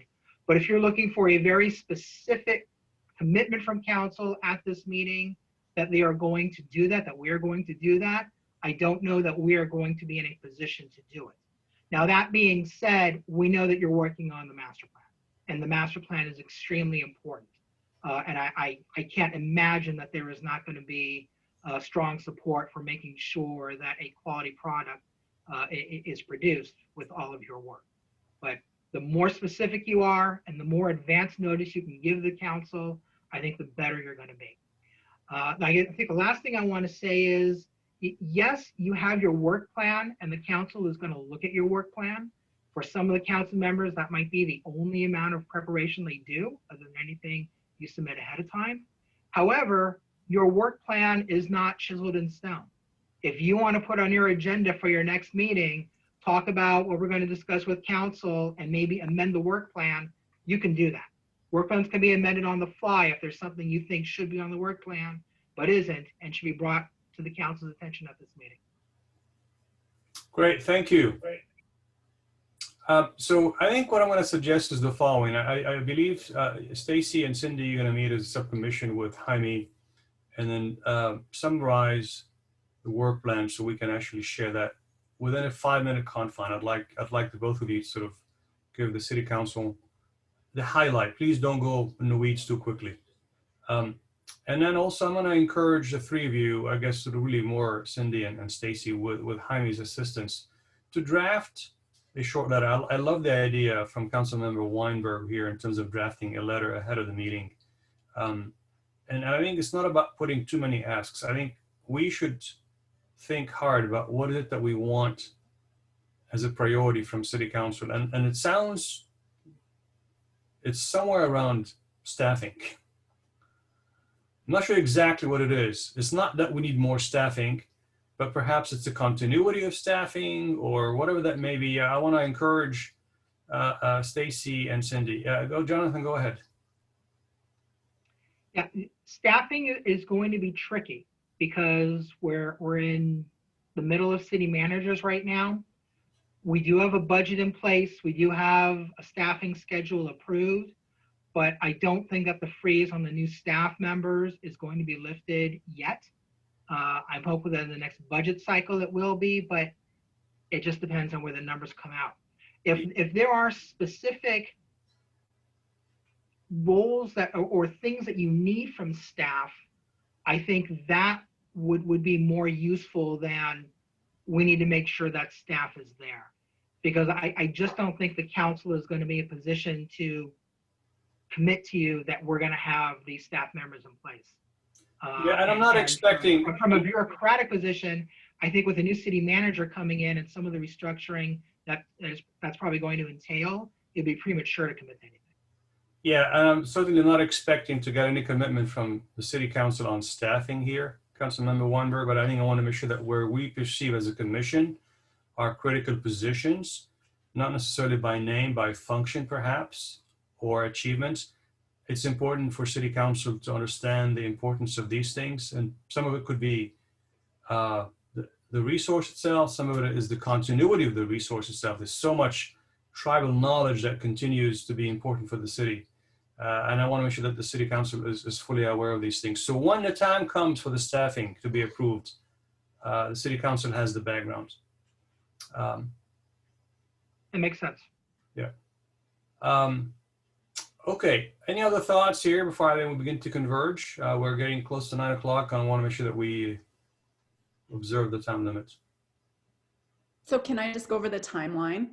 Yeah. So it sounds like we should bring this back to our next commission meeting on April 28th, Wednesday. And then we'll get everybody's sign off on what we're preparing, and then that gets turned over immediately in advance for city council, and the joint meeting's on the following Tuesday. Yeah, so I'm going to suggest the following. Much like what we did before the city council went on their own retreats, I would suggest that you go ahead and don't wait until the April 28th, whatever the date's going to be, our next commission's meeting. I would say that you draft that letter and then have Jaime circulate that for the rest of the commission, and then take any feedback. So that goes through Jaime. And then, Okay, so have this done on email. So it'll be ready by the 28th, and then if we're all happy with it, then it goes out the next day to city council. I think that process that we did with the back in January, I think it was efficient. Okay, very well. So with that, let's move on to the monthly staff report.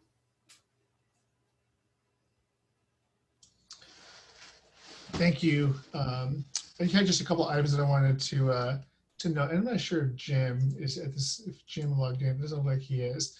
Just a couple of things I wanted to note is mostly about Quest to Drive. We were mentioning kind of late last year and earlier this year to residents that we would be doing data collection along Quest to Drive and all of the streets around it, including Arboleda and some of the other streets to the north, that we analyzed about a year ago when we were doing the planning and design phase of the Quest to Drive traffic calming project. We didn't have the greatest weather in April, and not really until last week, so we postponed that data collection until next week. And so next week we'll have all the traffic data collection equipment out, and it's still our goal to return to the commission, and we'll notify residents about doing an update on the traffic data collection related to the Quest to Drive traffic calming project during your April meeting. Just wanted to note to you that that is in fact the case. Another project I want to give you a quick update on is the El Monte sidewalk project. You will have noticed if you have spent any time along El Monte between Almond Avenue and Clark Avenue that a lot of the construction has been moving along. A lot of the majority of construction is done. We were actually originally not planning on doing any pavement restoration on El Monte as part of this project. We were just doing the widening, putting in all of the elements to help buffer the bicycle and pedestrian shared space. But one of the things that we found after all of the physical construction was done is that all the grinding that happened on the street to accommodate all the lane shifting was too significant, and it didn't look very good. And we didn't want this to be an example of a complete streets project that we would build within the city and not have it be a quality product for residents at the end. So we are actually planning now to microsurface the portion of El Monte between Almond and Clark Avenue, so that when the final roadway markings go in, the street looks really nice, and that we finished the project, we finished the resurfacing, and we could just walk away for several years and let the community enjoy the improvements. So we are, as a fact of that, going to be slightly delaying the construction because the markings would have all been going in early April. That now may not be the case until potentially May, while we finalize a contract with the microservice company to come in and finish that work. So just a quick update on that as well. Other than that, I mentioned earlier that we're now beginning to look at different tools to help us collect mode data. A lot of these solutions really haven't been on the market until recently, and so we've been playing with some equipment out at San Antonio and Maine. The image sensor solutions along Almond Avenue will be installed sometime in April, and then we'll be doing a similar installation test out at, I mentioned earlier, at Covington and El Monte. And so we're looking to find tools that can help us collect data ongoing as permanent count stations, and we want to eventually get your input sometime in the fall regarding what the right permanent count locations should be around the city, likely targeting school routes, routes that serve multiple destinations. And so we'll be bringing that back to you in the fall as well. That's all that I have, Chair. Great, thank you, Jaime. Any questions from the commission? Jaime, just quickly, can you tell us the process when a member of the public sends feedback or communication to you and asks you to share it with the commission? When doesn't that information come out to us? Thank you. Yeah, thank you. It's a really good question. This has come up a couple of times over the last month. So what our typical practice has been is when we receive email responses to customers, and all those emails, they come to me. So if there's a practice that you'd rather see change, I'm glad we're talking about this. If something comes up from residents that's specific to an item that is already on your agenda packet, I usually wait until the day of or the day before the commission meeting, and then I try to send you one consolidated email with that input. I sent you one today, for example, on the VMT. It was only one resident that provided comments, but I sent it to you earlier today. When we get other responses, and I get them periodically throughout the month from residents, I typically do not pass them all on to you guys because of Brown Act issues. And so what I will typically do is I try to respond to all the resident requests that come in just to acknowledge receipt of either emails, and then we'll usually create customer service requests because it's not so much a commission topic as much as someone saying, I'm worried about stop signs here, let the commission know. Well, then we wouldn't take that to you until we are going to likely be making recommendations to put stop signs in, and that's stuff you've seen over the past couple of years. So that's how we typically handle things. But when somebody just sends a blanket detail that says, please forward this to the commission, we do not do that unless it's for a specific discussion topic that is on your agenda packet. If that's a practice you would like to see changed, then just let us know. I don't see a need to change the practice, but yeah, I don't necessarily need to change whatever practice has been standard or advised. The only thing that I want to raise is if a member of the public is sending you something and they're asking you to pass it to the commission and it never gets passed to us, I think they expect we've seen it. So if you're replying to them, I'm wondering if it makes sense to add into the process that, we're not sharing this with the commission at this time because this isn't on an upcoming item on their agenda. So they're aware of that, or what other people think, I don't know, but I just want to raise that. So that is what we would typically say, so if it's an item that we're going to be responding to as a customer service request, then we'll tell them that, hey, this is more of a customer service that we'll just work with you directly. If they ask for a general pass it along, we usually write back and say, hey, this isn't a topic of discussion, so we typically don't. But we do let them know that we're not. Great, thank you. I have a quick follow-up to that. Are there scenarios where, and if there were scenarios where a lot of people are commenting on a certain hot topic that is not on our agenda items, I feel like that's something that we should be aware of. Is that something that you would raise as a possible agenda item, or how would we handle those? Actually, here's a really good example of something like that. So we got a bunch of email requests or email comments that came in specific to the workshop that we did earlier today. And so a lot of the residents were giving us feedback about the different conceptual plan line drawings that were discussed in the area behind Los Altos High School. So that, given that wasn't a specific discussion topic for you guys tonight, and so we didn't pass those on to you as a result. But all of the emails that came in, we went ahead and we responded to all of that input, and we acknowledged every email receipt, every email that came in, and then shared that with Alta, who drew the plan drawings, or if I drew them, we took that comment in. So when this comes back to you guys during your study session in May on plan line drawings, we're going to give you guys like a summary of like the major discussion topics. So that's what we'll typically do. But if there hasn't been too many scenarios where something comes up that is a big concern, and when it has been an issue, we've usually made a discussion topic. And a good example of that comes to mind was the crossing guard issue down at El Monte in Covington about a year ago, where residents were asking for a second crossing guard in the 18-19 school year. And so, that went through a couple of public comment discussions with you and the city council. We ultimately made it a discussion topic with the commission.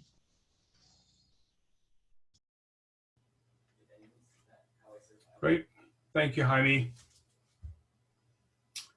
If there are no more comments and questions to Jaime, let's move forwards and let's go to the commissioner's reports and comments. I'm not going to solicit input. If you would like to speak, raise your hand, please. Okay, I don't see anybody, so I'll assume that this is an item with no input.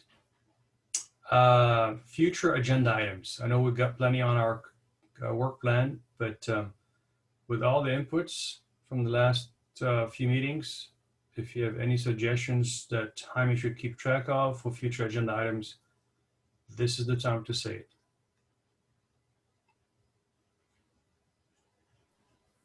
The only thing that pops into mind from today's meeting was, a TDM program for city specific. I think that's important for us to think about, not in the near term, but mid to long term. Yep, TDM indeed. And the other one that we've discussed in the last meeting or the prior meeting, can't remember, was the community engagement process. I'm going to throw a third out there. Something I've been thinking about is, as we review new projects and the influence and impact of SB 35 on those projects, that we may want to take a second look at our ordinances around bicycle parking and minimum standards. Right now, we default to the minimum that's described by, I think it's either VTA or Santa Clara County Roads. And I think that the commission as a whole has felt uncomfortable with that minimum and feel that it should be more than 2 parking spots for X. So wondering if this is something we want to look at to upgrade our ordinances so that future projects will be required to meet a higher bar than a minimum. And I'll leave it at that. Okay, any further ideas for agenda items in the future? Let's not put too many, of course, we've got plenty in front of us, but things that you believe have come up in discussions in the prior meetings that are worthy to keep track of. Okay, I'll take that as no more. Fantastic. With that, I declare this meeting to be over. It is 9:11. I don't think it's a record in terms of being early, but we've done better than we have in the past. Thank you for being timely. Good night, everyone. Bye. Good night.